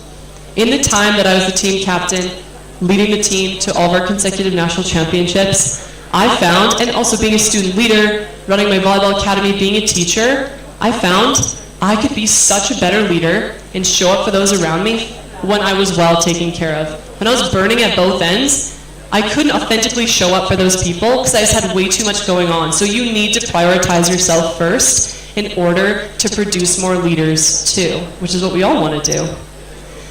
So, in the name of this resilient leadership with love, I want you to take a moment. Don't write this down, just answer it in your head, okay? I want you to take a minute to answer these. Name 5 of the wealthiest people in the world. Name 5 presidents, prime ministers, world leaders. Name 5 gold medalists from the 2024 Olympics. Name 5 people that have won the Nobel Peace Prize. And name the last half dozen Academy Award winners for Best Actor or Best Actress. It's hard, isn't it? It's really hard. See how you do with this one. List a few teachers that helped you in your journey throughout school. Name 3 friends that helped you through a difficult time. Name 5 people that taught you something worthwhile. Think of a few people that made you feel special and appreciated. And think of 5 people that you really enjoy spending time with. Feels different, doesn't it? Yeah. I think the sad truth is that these people, the people from the first slide, they have dedicated their entire life to being the master of their craft. They are the best of the best in the world, and yet we can't even remember their names. It's a sad truth. But the truth is, the awards tarnish, the applause dies, and we don't remember the headliners from yesterday, but the people we do remember are those that made us feel loved, cared for, and showed up for us in those moments. So if that isn't a testament to what true leadership is, the people that make the most impact, I don't even know what is. I know I would rather be remembered as someone on this list than someone with the most money and power and influence. Because if we're really in this world trying to produce more leaders and not more followers, we need to be leading from the heart. Dr. Brené Brown, she's one of my absolute favorite people. I love her, and I wish we had more time to get into learning all about her. But I really encourage you to look at her research in the future. But something really valuable I've learned from her is the power of empathy in leadership. You've probably heard about this a lot, social skills, empathy, like what does that even really mean? But my main takeaway is sometimes in leadership and empathy, you just have to show up for people. You just have to show up and sit with them saying, I hear you, I see you, and you're not alone. You're sitting down with them saying, I have no idea what the heck to say to you right now in this really tough time, but know that I love you and you are supported and you are heard. Have you ever been sitting with a friend and they're going through something really difficult and hard and you're sitting there and trying to think of this like miracle answer to give them that will solve all of their problems and just, that's 10 out of 10 times your friend doesn't need this response from you or need this solution you've come up with. They just want somebody to sit with them, a shoulder to cry on, and just someone to say, I see you where you're at. Not giving them, well, at least you're not that guy over there, or at least you're, I always try to stay away from the at least sentence, okay? It never ends well. We don't want sympathy, we want empathy. Like sitting with someone, getting on their level, saying, I am here for you. I think that's truly, I think leadership without empathy is just management. You're just managing people if you're not truly seeing and hearing those around you. So this is one of my favorite, I'm a big quote gal, so you're gonna hear this a lot. This is my favorite quote, but truly it is, to handle yourself, use your head, but to handle others, use your heart. So again, use that empathy piece. But again, to handle others with our heart, we need to also know who we are too. Handle yourself with your head, know where you're at, but also you need to have a sound foundation and a base to be able to authentically and resiliently care for people. So approaching leadership in a balanced, healthy way, to sum everything up, I need you to, 1, listen to yourself first. Reevaluate that wheel. Where am I at? What areas do I need to address? Socially, financially, spiritually, where am I lacking? What can I do to help myself? When you address that first, then you can better show up for those around you in the world. Find your tool that works for you. I encourage you to use the wellness wheel or whatever that is. 2, lead by example. Sometimes when I be leading large student groups or my volleyball academy, I say, you know what, everybody? Let's take the day off. I'm not a perfect robotic leader up here. I'm a human, and I'm exhausted. I think we could all benefit from rest. Take the day. We'll revisit later. Be vulnerable and lead by example that it's okay to rest and it's okay to take care of yourself. 3, practice empathy. Like we said, lead from the heart, because that will get you on that list of names that people will actually remember for making a difference in your life, rather than just a headliner from yesterday that will, unfortunately, just get buried with all the new ones that will just continually be happening. Next, know when to rest. I have this written up in my room. Well, I used to anyways, not here in India, but know when to rest. Sometimes the most productive thing you can do is rest. Sometimes the most productive thing you can do is rest. When you have to call the IT department, hey, my computer doesn't work, hey, my Wi-Fi doesn't work, what do they say? What's the first thing they say? Well, unplug it and plug it back in. Sometimes, as humans, we also need that. Unplug yourself, plug yourself back in, rest. You can't show up for those around you if you don't take time for yourself first. Empower others. Lift other people up. Like I say, as a teacher, I will always be I will never be ceased to amaze, I will never be more amazed the work that a student will produce for me, and how hard and attentive they'll be, and how great their assignments will be when I know their dog's name, and I know their sister's name, and I follow up. How was your cousin's birthday party on the weekend? That sounded so great. And I'm not even just asking that because I want them to produce good work. I genuinely care about them, and I want them to, and they feel that love. Therefore, our team, our classroom team, has just produced better results. I've seen this across the board from all leadership groups I've had. Leading with love and care is always going to get you the best results. And lastly, revisit often. This is just not a one-time and we're done. You are an ever-changing individual. Figure out what works for you and continually work on it. Because a self-reflective learner and a self-reflective leader is always going to be growing with the trends, always being on top of things, okay? And lastly, I'll say this one. This one is my favorite quote, okay? This one is. But the privilege of a lifetime is to become who you truly are, by Carl Jung. You're here because you want to be good leaders. You're here because you want to have the best jobs and the best internships and all those great things, and I love that. And I hope you get all of it. I really do. But I also want you to discover who you are in the journey to get there, because that is what is going to bring you the true satisfaction. That is what is going to make you the happiest and have you show up for those around you in the ways that they need it. Feel love for others and feel love for yourself. The privilege of a lifetime is to become who you truly are, not just the title you have. So, unfortunately, this looks like our timing is perfect. I have to wrap up right now, but I just want to send a heartfelt thank you to all of you for being such a great audience. Thank you for everything today. And feel free to connect with our GELP team too while we're here for the rest of the day. You are all so amazing, and I really appreciate it. So, yes, thank you once again.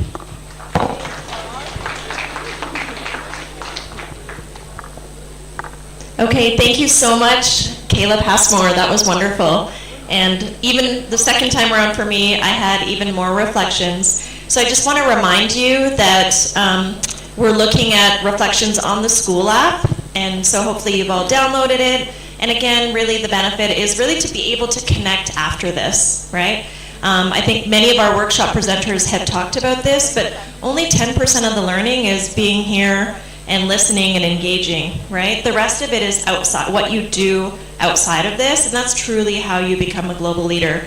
And also how you become a global leader is starting to connect more with people across the globe, looking at different perspectives, considering different perspectives, trying to understand and engage, right? This is how we're truly going to be cross-cultural leaders. So I encourage you today to go to the school app, try your hand at a reflection. Again, a lot of this stuff is personal, right? But you can find something that perhaps is not as personal that you can post to perhaps motivate others to also reflect as well, right? That's what leaders do. So thank you again for your time and attention. Thank you, Kayla. And we're going to take a 5-minute break and get started with the LinkedIn challenge. Thank you.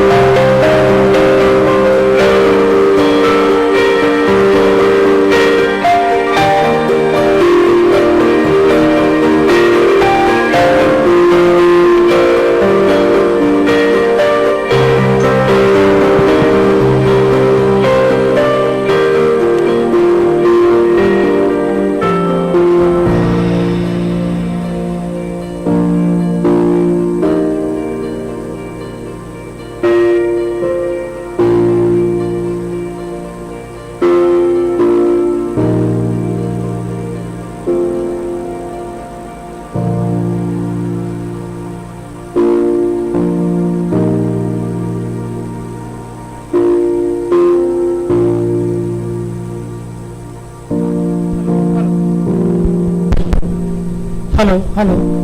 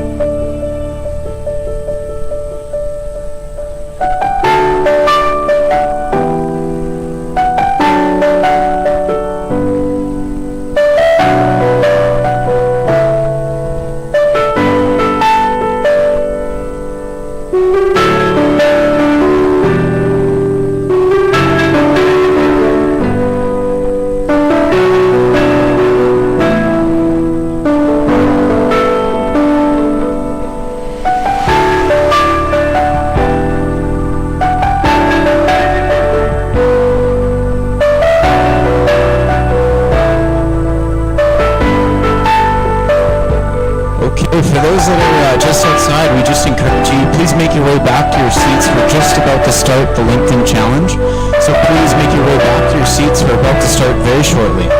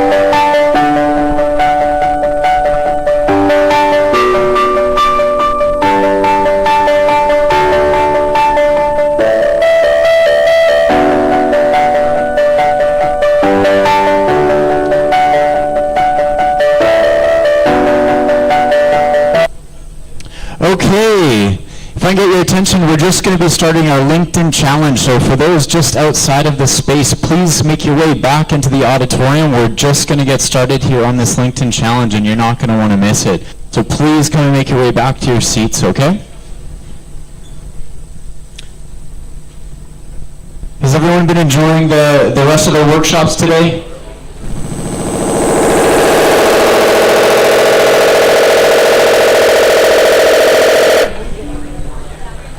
So I can hear it. Has everyone been enjoying the workshops today? The rest of the workshops? Yeah? That's fantastic. Okay, as you're making your way to your seats, we're excited to give you an opportunity here. For the next 30 minutes, we're going to be doing a LinkedIn challenge.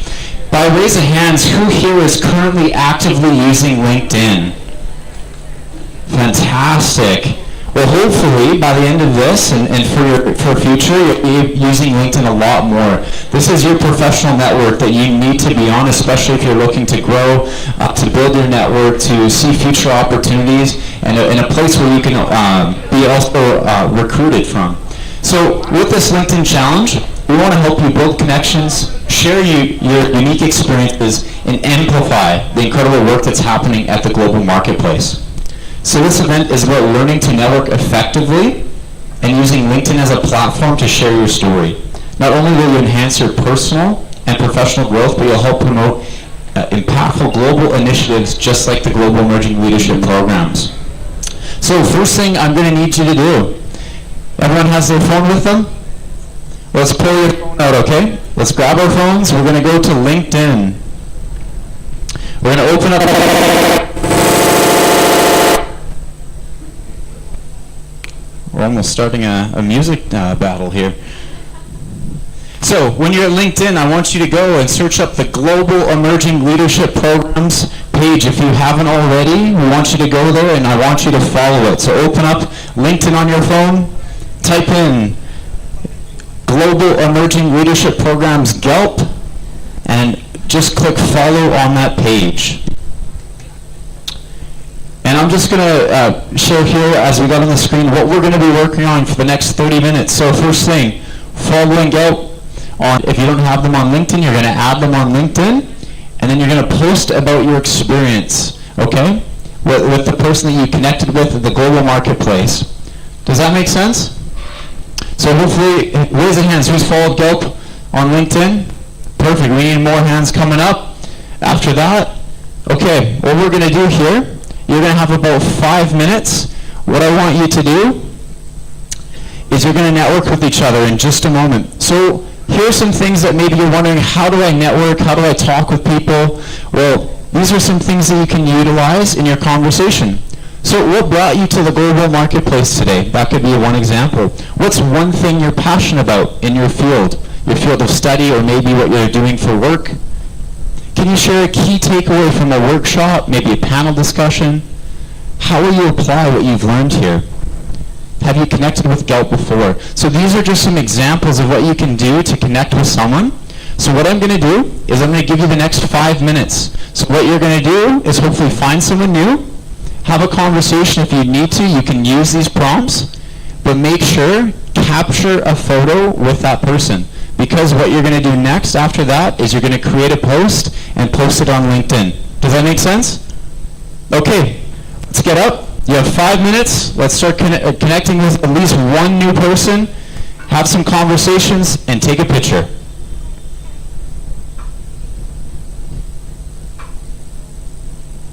Don't be afraid, everyone. Come on. Let's stand up. Let's start talking with each other. You have 5 minutes to get to connect with someone.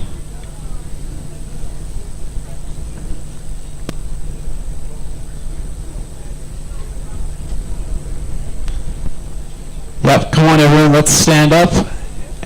You have 5 minutes to connect. Use these networking prompts. Make sure to take a picture with someone.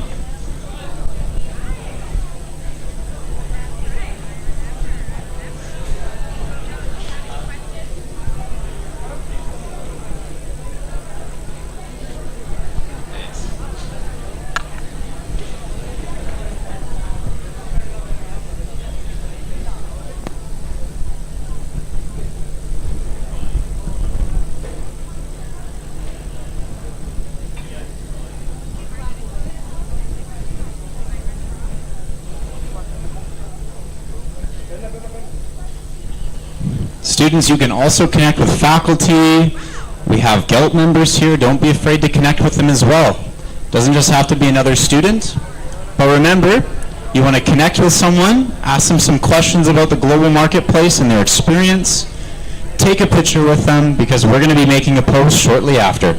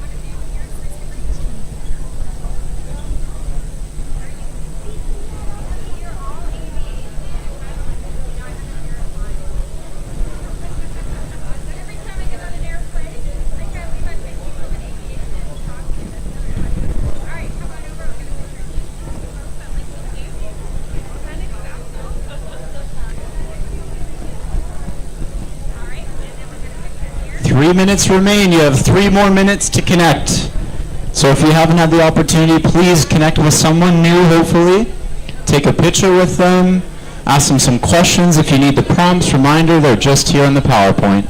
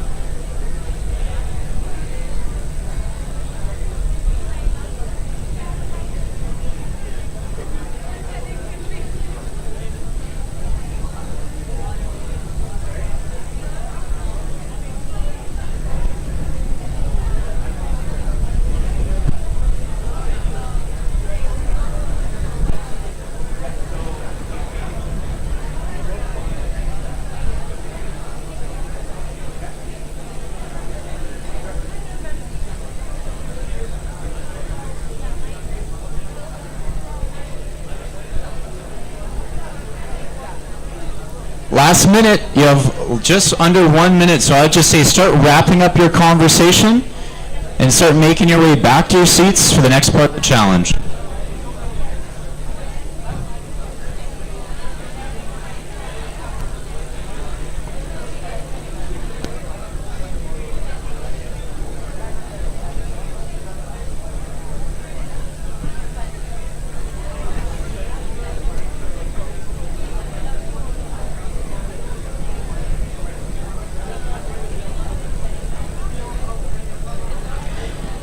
Okay, that's going to be time for the networking, so please make your way back to your seats. Everyone make your way back to your seats. We're going to start the next part of this challenge, okay? We need to have some time to actually make our posts next. There we go. Those up front, let's make our way back to our seats. We're going to continue the rest of our challenge.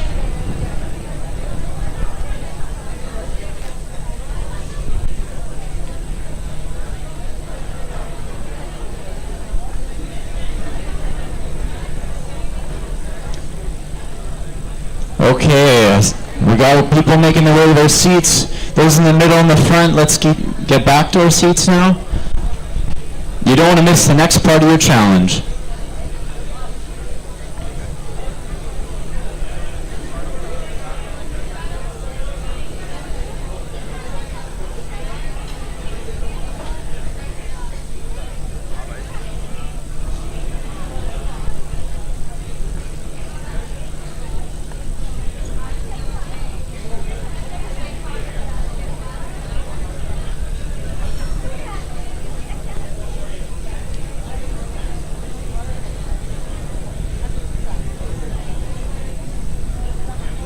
Wonderful. Okay, we almost have everyone in their seats. So for those just up front, let's just please make our way back to our seats. You will have time later today as well for more photos, so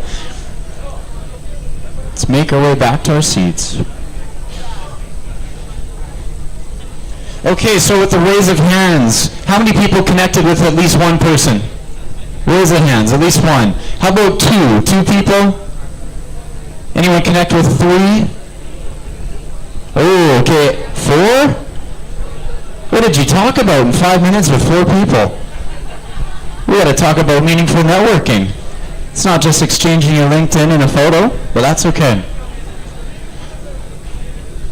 Okay, so we're going to move on to the next part of our challenge here, okay? So I'm going to need your attention for this because you're not going to want to miss it. The important part about LinkedIn and networking is, one, you do need to make that first connection with someone. And so a great place is at events like this. Maybe you go to a dinner, a conference. It's a great place to connect with people. And just for those that are here, what we will do is from one of the posts is that the GELP team will share your post on LinkedIn, one of the posts that we find, okay? Okay. So, next part of the challenge here. So everyone's taken their picture?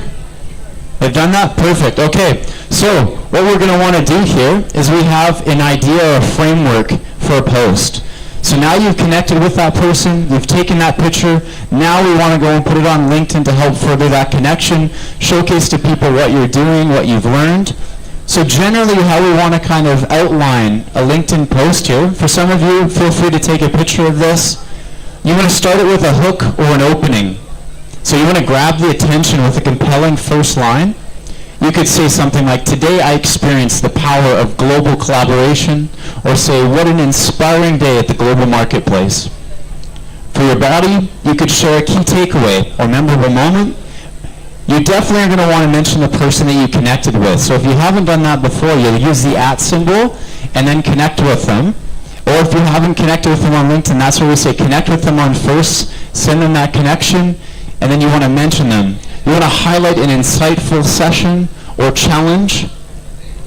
Here's the call to action. You want to encourage engagement. What was your biggest takeaway from today? You can mention that. You can mention about let's continue to connect. Follow Go for global leadership inspiration. Obviously we mentioned that photo that you had taken. We want to mention that. And then additionally, you can use hashtags to make sure that this stands out.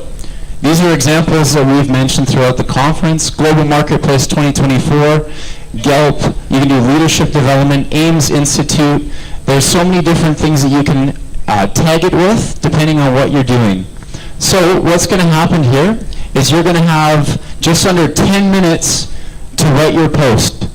So this is what you're going to want to utilize for when you're writing your post. Make sure to tag that person in there.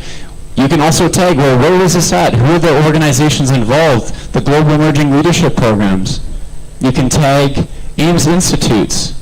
So utilize those pieces, and let's build our post here for just under the next 10 minutes, okay? So now this is your time. So writing your post, you want to post your connection on LinkedIn.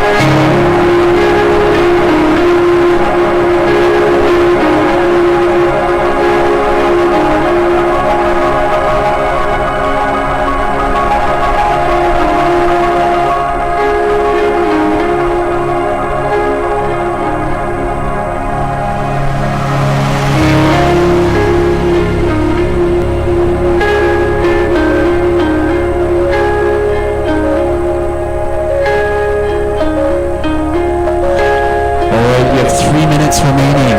3 minutes to finish your posts, okay? Make sure you have your tagged connections, your hashtags. You know, mention GELP, mention AIMS Institutes. Make sure to tag the person that you connected with. Don't forget your picture. 3 minutes.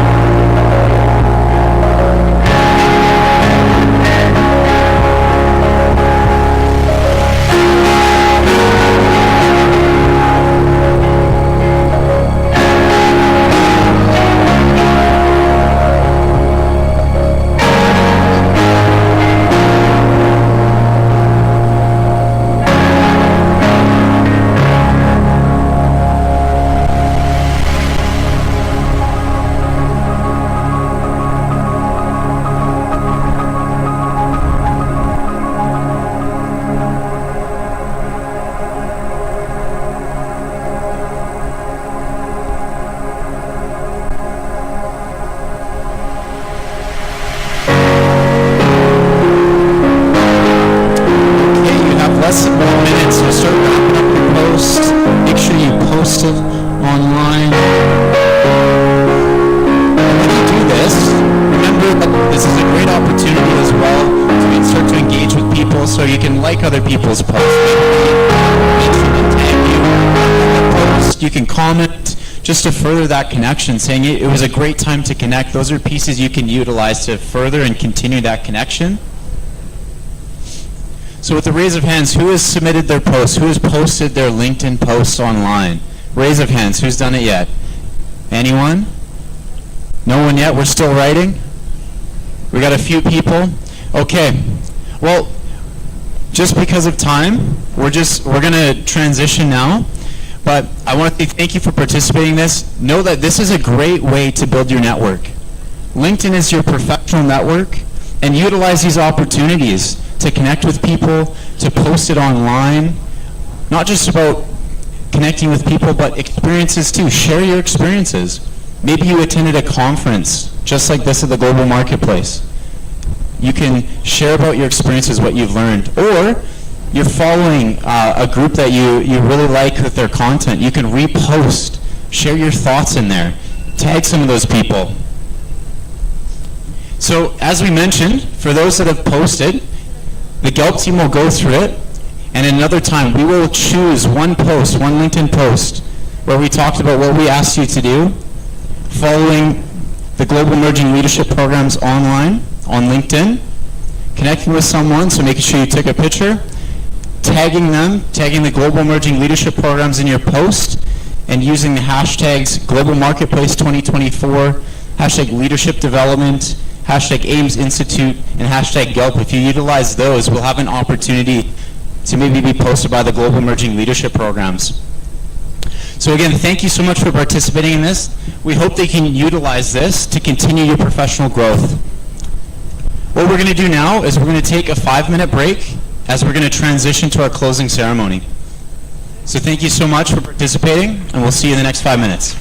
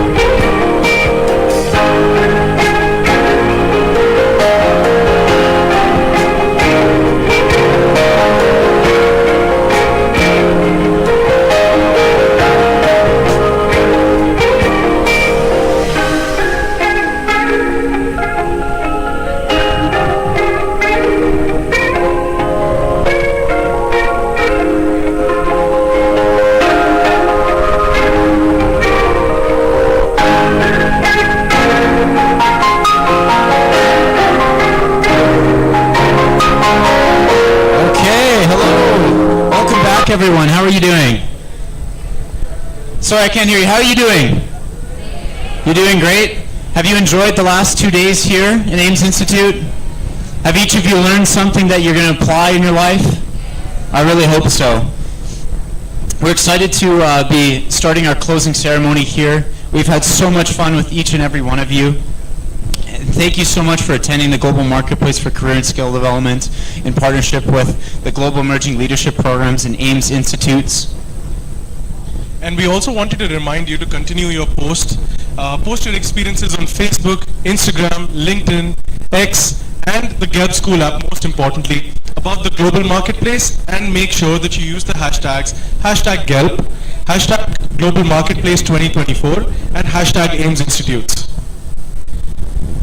Now we would like to call upon some dignitaries, Dr. B.M. Ramamurthy, Dr. Jayaprakash Reddy, Dr. Omar Kareem, Dr. Hemant Kumar, and Dr. Inderjeet Chaudhary.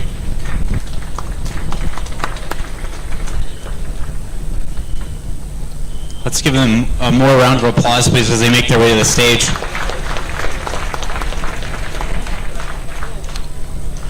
I know that some of you are probably buzzing because we had mentioned about some prizes. So we do have some names for the prizes that we mentioned. So utilizing the Gelb School app and posting your reflections from workshops to panel discussions. And so we're excited to do that. And as we're going to do that, I'd like to invite to the stage Dr. Ravi Raju. If you can please come to the stage. He'll be presenting our prizes to our winners. So Dr. Ravi Raju, please make your way to the stage, and let's give him a warm welcome, please, as he comes up.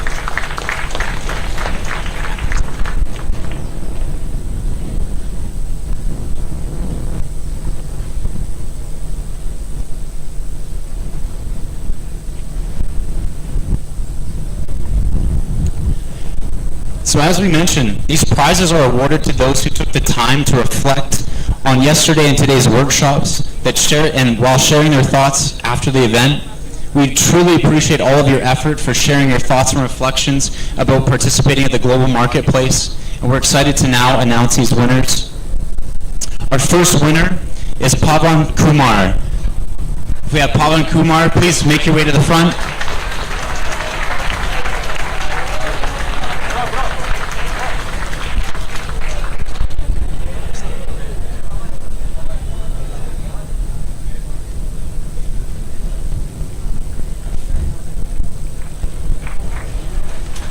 Wonderful. Big round of applause.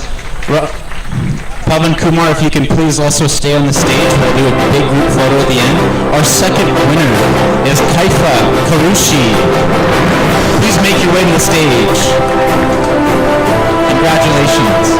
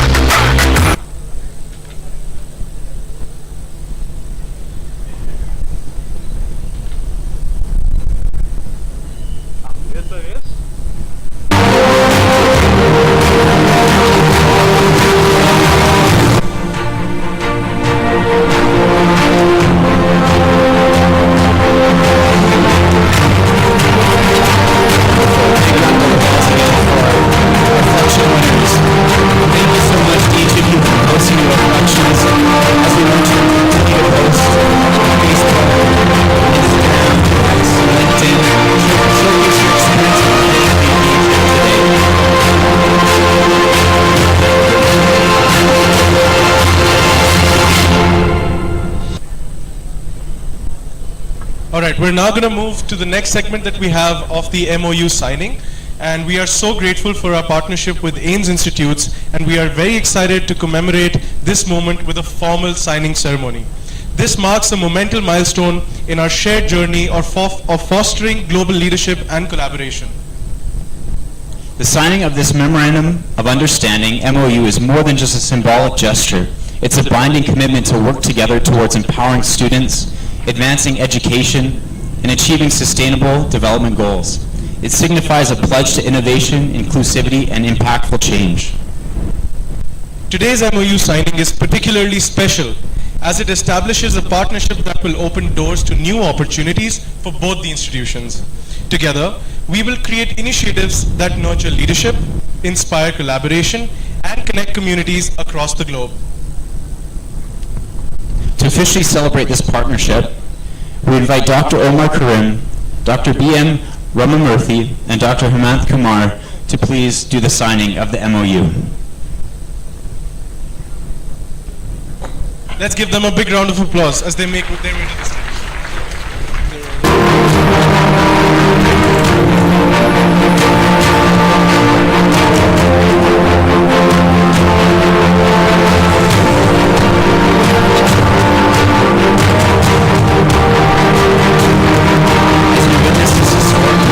Let's remember that this partnership represents the collective effort of two organizations dedicated to building a brighter and connected future.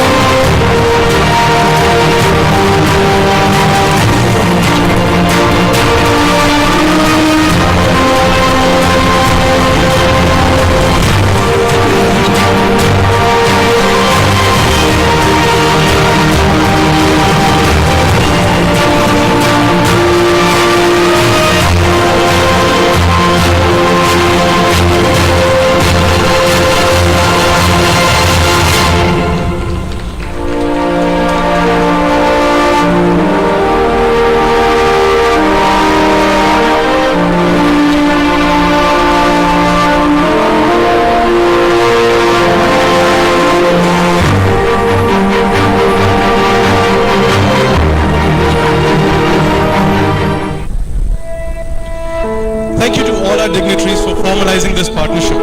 We're excited about the many opportunities this MOU will bring for both AIMS Institutes and GELP in the years to come.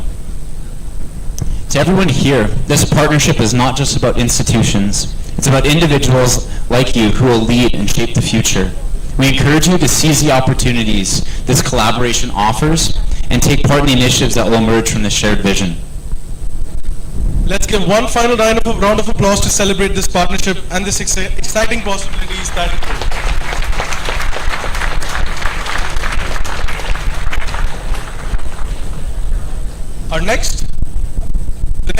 We're going to move into the campus chapter signing ceremony now. So in addition, we officially welcome AIMS Institutes into a prestigious partnership with the Global Emerging Leadership Programs as a global campus chapter. This partnership is more than just an agreement, it's a commitment to empowering student leaders, fostering innovation, and embodying the values of global citizenship. As a GELP Global Campus chapter, AIMS Institutes will join a worldwide network of institutions dedicated to cultivating leadership and personal growth while aligning with the United Nations Sustainability Development Goals. We are especially proud to announce that Ms. Kirthana and Ms. Kaifa, leaders from AIMS Institutes, have been selected to lead the inaugural campus chapters. Big round of applause.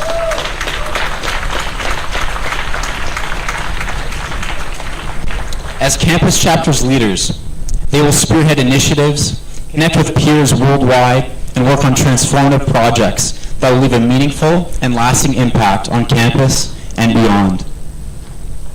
Through this partnership, AIMS Institute students will gain access to invaluable opportunities, leadership development, global exposure, and personal growth, preparing them to face the challenges of tomorrow with confidence and resilience.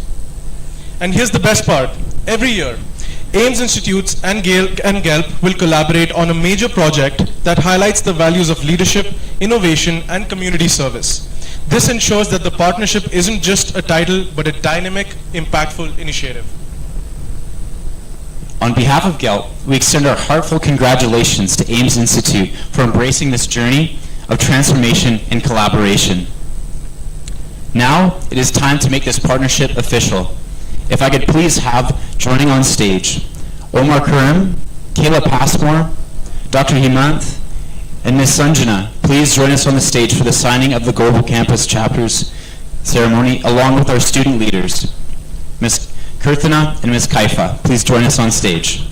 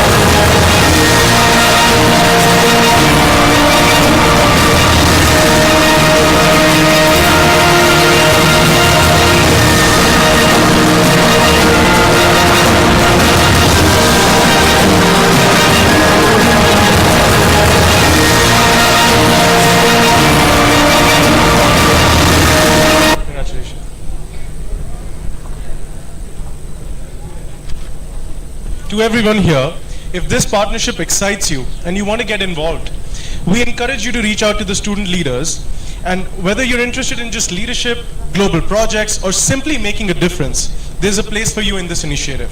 We'd love to have you join us and be a part of this incredible journey. I'd now like to invite Dr. Omar Karim to the mic to share some closing remarks. Can we please give him a big round of applause as he comes to share some closing remarks?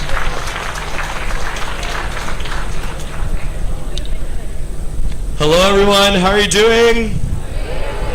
I can't hear you. Awesome, thank you so much. This brings our Student Leadership Conference to a close. I just want to thank each and every one of you for your time, your energy, for taking the opportunity to share knowledge in the workshops today. It's been so fantastic, and it's been amazing to see your reflections on the Galp School app. So I just want to take a moment to acknowledge each and every one of you for taking the time to reflect. And hopefully, this reflection process doesn't end after this program. And I want you to think about, what does it mean for you to embark on your journey as a reflective learner from Ames Institutes or from any of the other representing institutions that are here. And I also put a little plug in for any of the other institutions that are here that doesn't have a Galp chapter. Let's talk. Have a conversation. Let's have a conversation about it, okay? And for those who are here, and for all the Ames Institutes, students, faculty, and staff, on behalf of the Global Emerging Leadership Programs, we'd just like to acknowledge all of your hard efforts. The hospitality has been so amazing and fantastic, and let's give a big round of applause to Ames Institutes.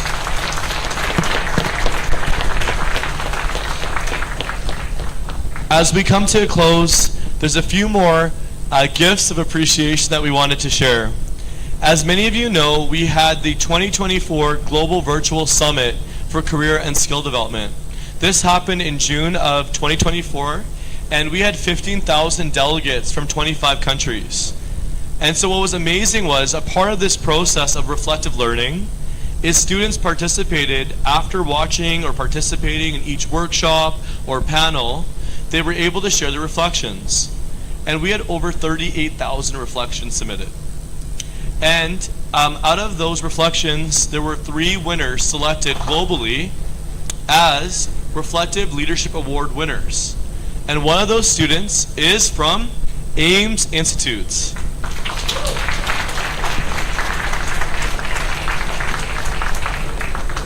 This leader is not only going to be receiving one of our digital badges that are exclusively for this type of an award, but we're also going to invite that student to come on stage today.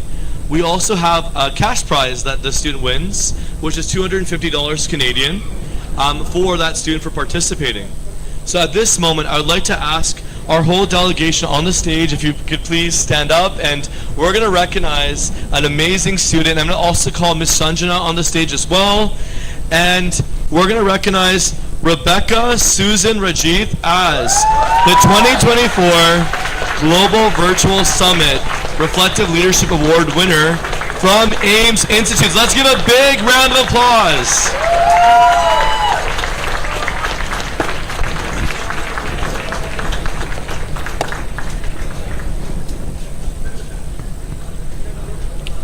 Perfect.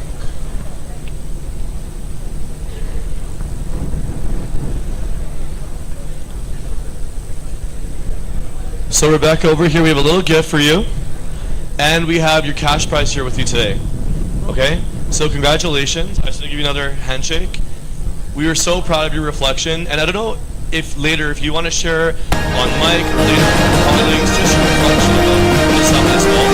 But congratulations.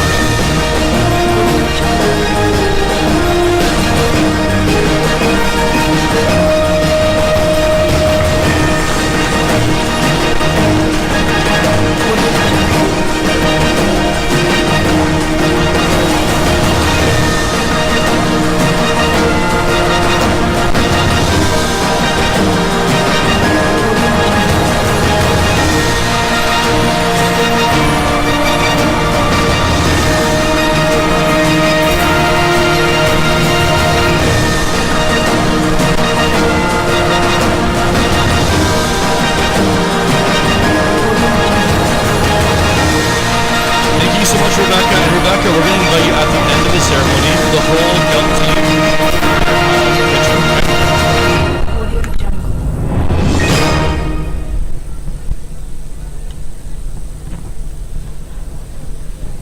Perfect. So we'll give Rebecca another round of applause. Thank you so much, Rebecca. Congratulations. And we'll have another picture with everyone after. Thank you. Thank you. Okay. So in addition, there's a lot of other folks that we need to also thank for all of their hard time and efforts. And we have members who are on the stage here today, and there's members who are also need to come on the stage as well and join us. And if we forget anyone, please forgive us in advance. So Ms. Sanjana keeps sitting down. I'm going to call Ms. Sanjana back on the stage, please. Please, let's give her a round of applause. I'm going to ask Pertush, our project coordinator, to help me with the tray over here, and Joel, our director of the leadership team, to help me hand out some of our gifts as well. So for everyone over here, we have a small gift of appreciation on behalf of 4 Ames Institutes, and I'll just present you with a little gift token, or I'll ask Joel to give this as well. So we'll start with these 3 gifts for our friends over here as well.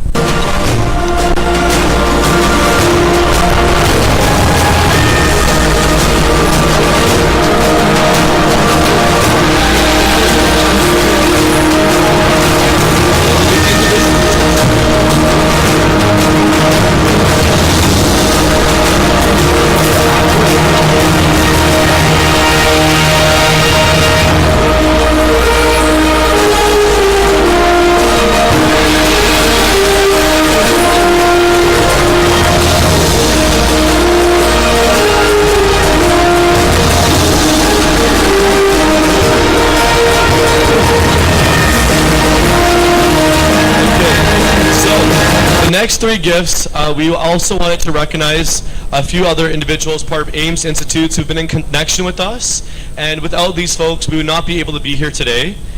So first person we'd like to thank is, I know Dr. Kalpana is not here with us today, but we do have a gift for her. So let's give her a round of applause for Dr. Kalpana. What we have for Dr. Kalpana is we actually have this plate. It's an Indigenous gift that we brought from Canada. And for those who may learn more about Indigenous culture, you've seen a bit of the feather I brought today. But this plate, what it represents is you'll see an eagle design. And eagles represent the power within us to change ourselves and the world around us. So this is for Dr. Kalpana. Let's give her a round of applause.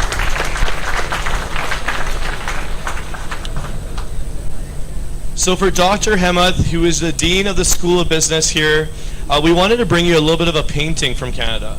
And essentially, what's really important today was this notion of reciprocal learning from each other, learning about each other's cultures and people. So we wanted to take this painting from Canada, bring it here for you, and it talks about the artist behind it, the story here of what the animals represent and what the images represent. So we just want to thank you as well and take a picture as well for that too.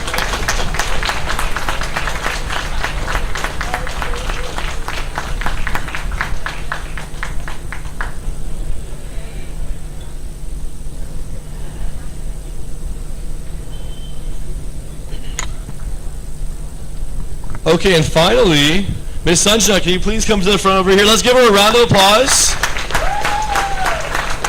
So, Ms. Sanjana has been in touch with us for 4 years now. I don't even know how many years, 3 years, 4 years.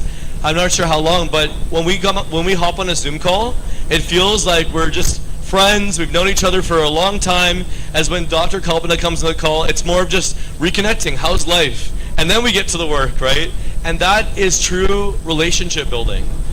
2 people from different cultures coming together, but sharing common values. And Ms. Sanjana is an attestment, and Dr. Kalpana are 2 attestments of that, in addition to many people at Ames Institutes. And for you, Sanjana, we have this also is a salmon as well. And what the salmon represents is striving to achieve balance, sustainability, and leadership. And so we wanted to give this to Sanjana, and thank you a lot for all the hard work and efforts.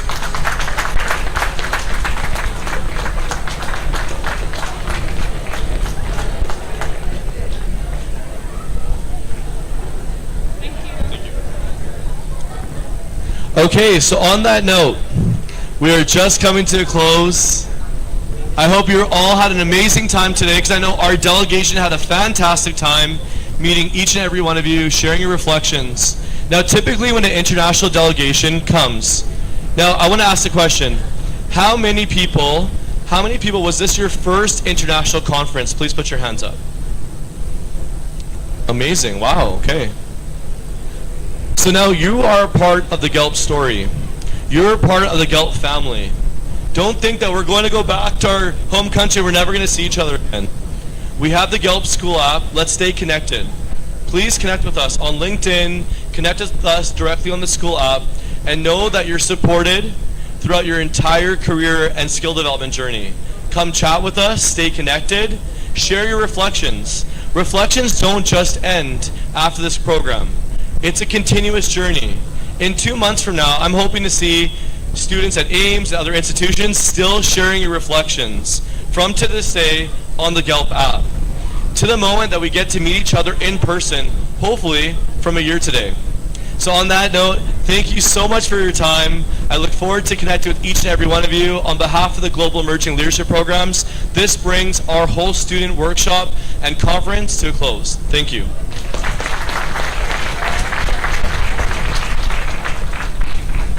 Thank you, Omar, for your closing remarks and ending us in such a good way.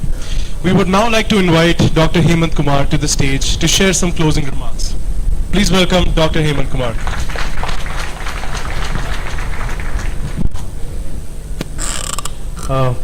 Very good afternoon to all of you. No energy? That sounds better. Well, on a, I don't know, whether to express happiness or, to express, no, I'm feeling sad, I'm actually, letting go my friends from Canada. I really, don't have the kind of expression, that I want. It's kind of, mixed emotions with which I'm standing here. Before, I offer the word of thanks, I would actually, wish to honor each of the delegates from Global Emerging Leadership Programs Canada, that is GELP, with a small token of gratitude as well as appreciation. First, I would like to call upon Dr. Jaiprakash Reddy to do the honors. May I have you, sir, on stage. To Dr. Omar Karim, who is the president and founder of GELP. Can we have a big round of applause, please?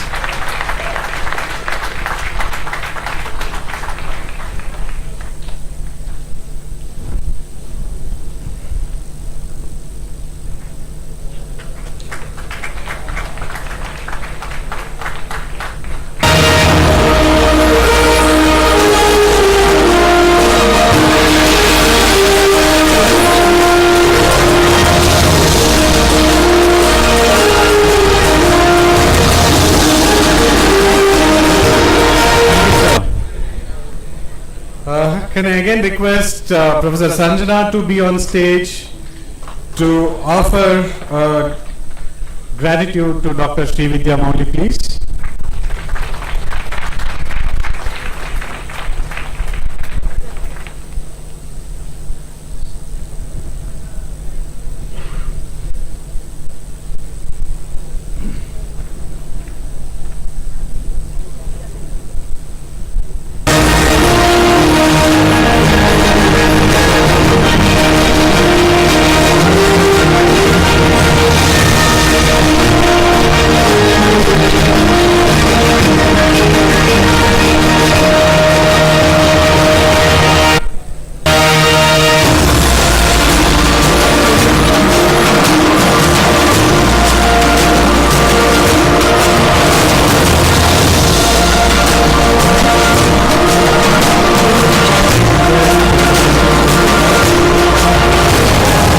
On stage, Mr. Earl Brock Dackman, past president and vice chancellor, University Canada West. A big round of applause, please.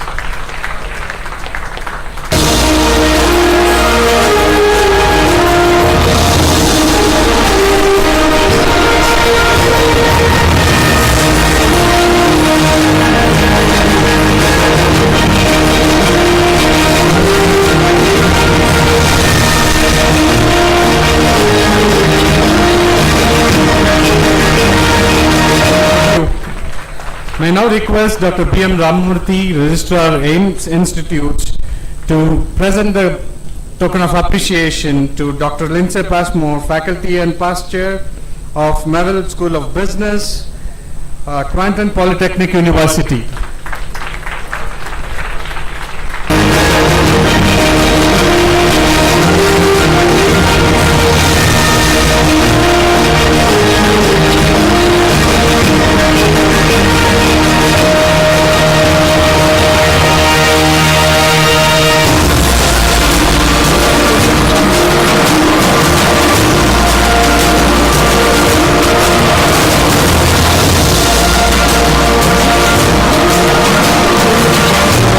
Thank you, Doctor. May I now request Dr. Indrajit Chowdhury, Dean of School of Hospitality and Tourism, to present token of appreciation to Ms. Samshi Kareem. Can we have you, ma'am, on stage, please?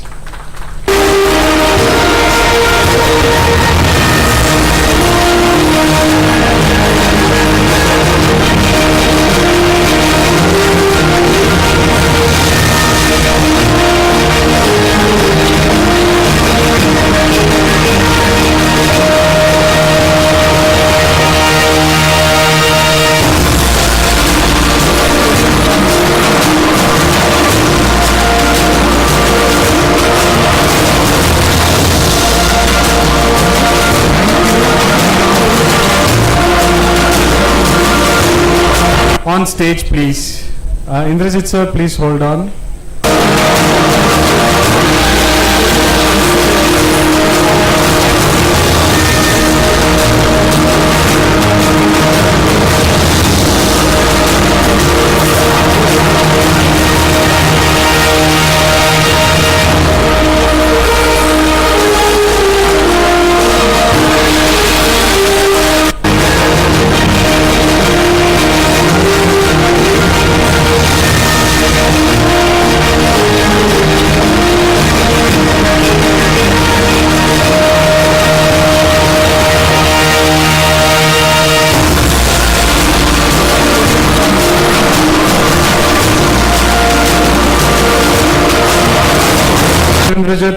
May I now call upon Professor Sunil to do the honors to Mr.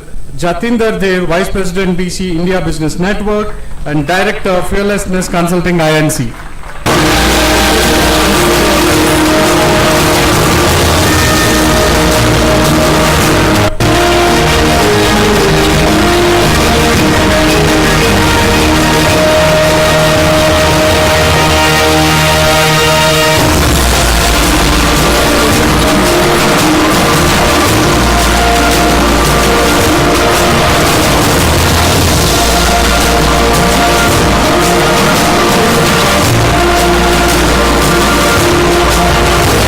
Can you please hold back on the stage, please? May I now request Dr. Ravichandra Raju, Ashoka Fellow and Managing Director, Cosmos Connect, on the stage, please.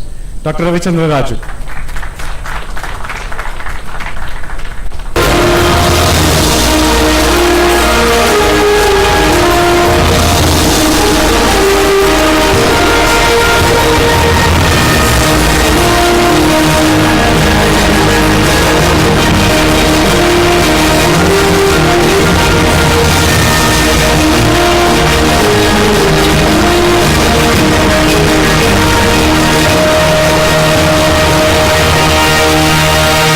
Thank you, sir. May I now request Dr. Lakshmi Narayana, Program Manager for MCOM, to do the honors to Mr. Karthik Johnstone, Governor and Senate Member, Vancouver Island University and Technology Officer, GELP.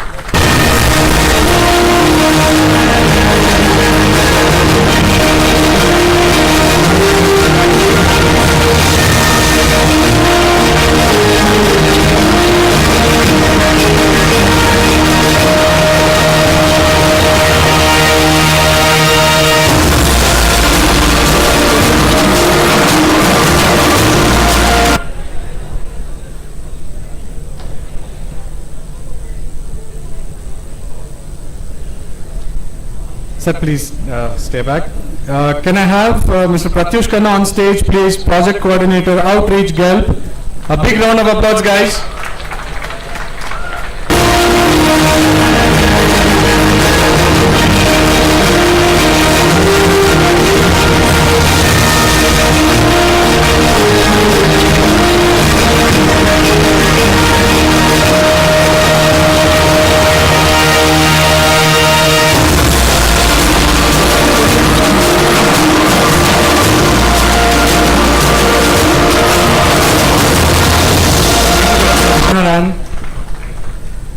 Further, I call upon Professor Sanjana once again on stage to do the honors for Ms.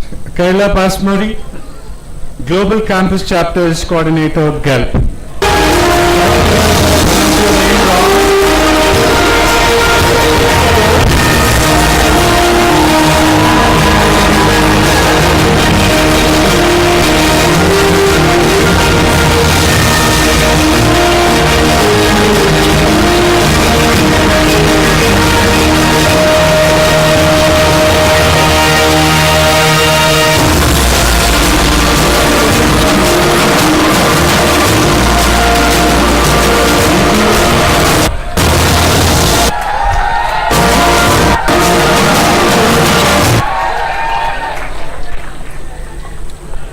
May I now request Dr. Saravana Kumar on stage.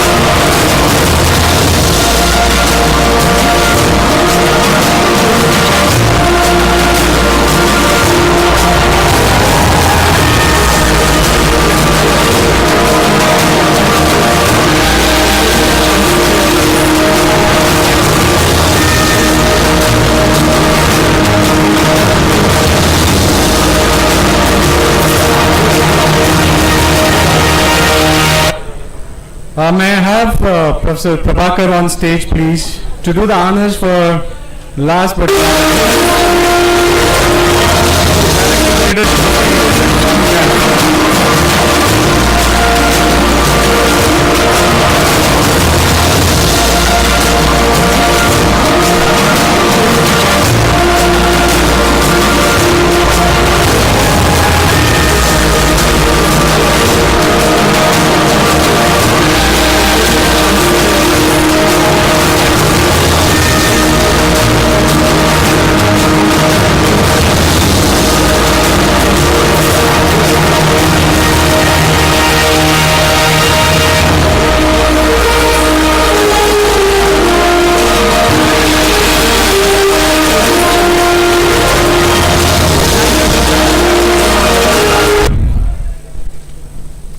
wonderful, thank you. Well, when I know we need to propose vote of thanks, this is probably the most difficult task in any event of such scale. But begin with our founder chairman, Dr. Kiran Reddy, whose inspiration has brought us here. And even when we met her a couple of days back along with Dr. Ramurthy. She conveyed her best wishes, and she was all full of motivation, to all of us to ensure, these kind of events, keep seamlessly happening. The word seamless comes in from there. Would like to also extend our heartfelt gratitude to Dr. Gopal Reddy, Director, AIMS Institutes, Dr. Priyanandan Reddy, our CEO, and none other than Dr. Roja Reddy, our Executive Director and Principal, who actually is in fact a motivational force behind all of us, whether it is the staff or students, to ensure we always would reach out to the best, and that's what we have done so far. Not to forget the support extended by Dr. B.M. Ramamurthy, the Registrar of AIMS Institutes, Dr. Jayaprakash Reddy, Director ACR, Dr. Karunakar Reddy, Controller of Examinations. Well, apart from these, I personally, in fact, you can say, very informally, I would like to extend my thanks. Of course, need to record it formally as well, but the way I'm going to tell, it's going to be more informal. To Dr. Kalpana, Program Director, MBA, as well as Professor Sanjana, Program Manager for BBA and BBA Aviation. If I'm right, the conversation, between GALP and AIMS Institute started almost about 3 months back, and at any given point of time, these two, Dr. Kalpana as well as Professor Sanjana. Now, I would like to, take her name as Sanjana because she has been my student, and even now I look at her as my student itself. Right, Dr. Kalpana and Sanjana, they have been coordinating with Dr. Omar, the GALP team, ensuring whatever the information that is required for us to ensure this stage would be set up right on these days. They were on the calls, they were on the con calls, they were on the Zoom meetings, Google Meet, everything, at least once a week in the past 2 months, and later probably I think 2 to 3 times a week, as we approach the dates. Right, their efforts is fantastic. Right? Thank you. I know it's a very small word, thank you. I can just use 2 words and say and leave it at that, but no, it's actually more than that. And then, once we had a plan, we had, in fact, again, all of us got together and came out with, various committees, wherein we actually came out with probably at least about, 10 to 11 or 12 committees, wherein each and every member of these committees will actually were part of execution of this event. And if with your permission, I would like to read out their names. Can I? Thank you. Couple of seconds, please.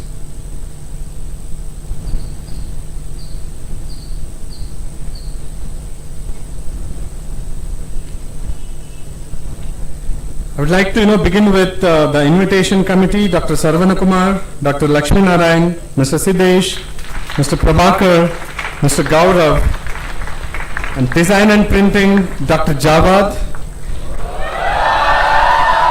Dr. Sarvana, Dr. Anuradha, Mr. Raghavendra. I'm not repeating the names. Yeah, Mr. Raghavendra, Mr. Navin. I don't know how many times, all of us, we were sitting on Navin's head, and Raghavendra's head, no, we want these printouts now, including, these, the flex banners, that we are talking about, that we were literally sitting on their head, right? And then the scheduling committee, Mr. Vishnu, then media and reporting, Mr. Vijay, Ms. Srijita, Ms. Sharanya,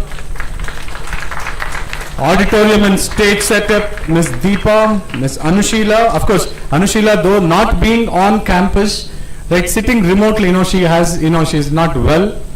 Sitting remotely, she has coordinated. Ms. Naina and Ms. Sudha, whatever we see this, the setup, right, they are responsible.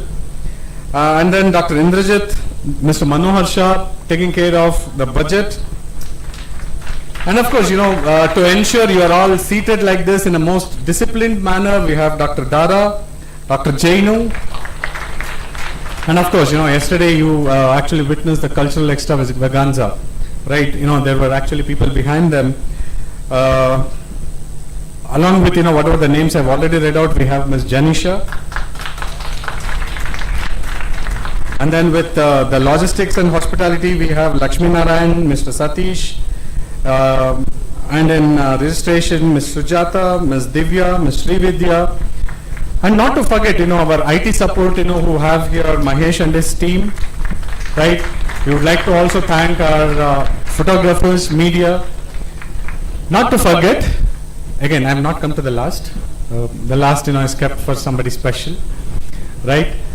The students and the student volunteers. You guys did a great job here. All the student volunteers, you have done really a wonderful job and ensured, that this event is a big, big, big success. Yeah, coming to the last but not the least, I don't know, now in past, I think, less than 30 hours, the team GELP, has become our extended family. I would like to thank each and every member of the GELP under the leadership of Dr. Uma Karim. Thank you very much for taking out your time and being here with us, and not only being here for the workshops, but also into everything, right? And also, if I have forgotten a few names, I still remember, it is Professor Chandrika and everybody who have actually contributed. Thank you. It's just a word, but again, what the feelings is definitely different for each one of you, right? And not to forget the volunteers, of course, where did they come from? Dr. Anuradha, Director ACSD, thank you.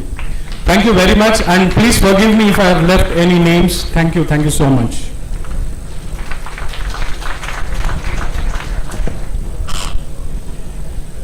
Wow. Thank you so much, Dr. Hemant Kumar, for your heartwarming words. We are truly honored as the Global Emerging Leadership Program's delegation. I know I can say this on behalf of the team to be here. Thank you so much for those wonderful gifts. We really do appreciate it. We do want to acknowledge all of the hard work that has gone into this from your team. I know that we've been working tirelessly to make this happen, but I know for your team, there's been some probably sleepless nights and long days and a lot of coordination to make this happen. And so we want to say thank you so much for that support. We are so happy to be here.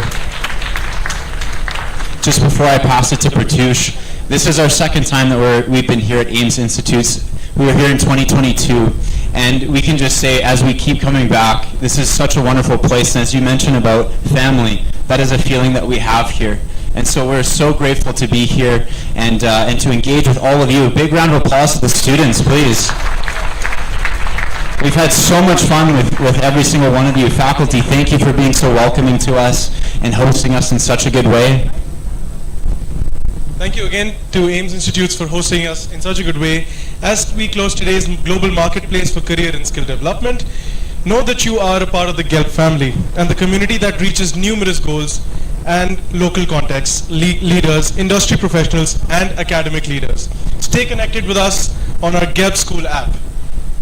And just as we're going to close, for some of you noticed what we did last time. We always love to do this as a tradition. We love to do a group selfie again. So if everyone in the crowd, please stand up. For the dignitaries up here, can you please make your way just to the front, just on the ground level? We'd love to do one last group selfie.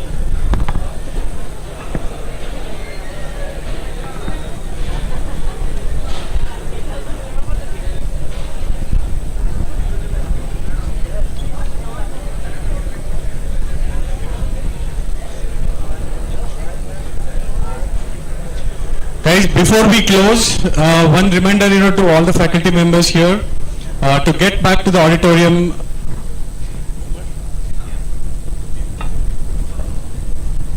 By 2:15 p.m. for the scheduled FDP. Lastly, I would like to, on behalf of the organizing team, on behalf of each and every one of you, I'd like to extend a sincere gratitude to the hospitality team under the school, School of Hospitality and Tourism under the leadership of Dr. Indrajit Chowdhury. Thank you very much. We enjoyed, I believe, yesterday even Omar and Pratyush and Joe were talking about, we have not been given, any break to the stomach. Right? It has been continuously, being taken care of. So the entire credit goes to Dr. Indrajit and team. Thank you. Okay, are we ready? Are we ready for a picture? Okay, all right.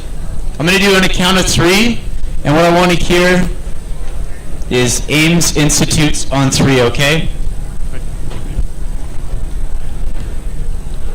Well, this is going to be a big one. Okay, 1, 2, 3.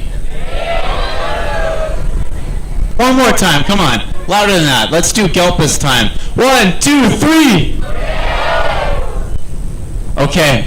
Thank you so much, everyone, for being here today. We're so grateful for all our time with you. On that note, we are formally closing the Global Marketplace for Career and Skill Development. Faculty, we will see you shortly at 2:15. Thank you.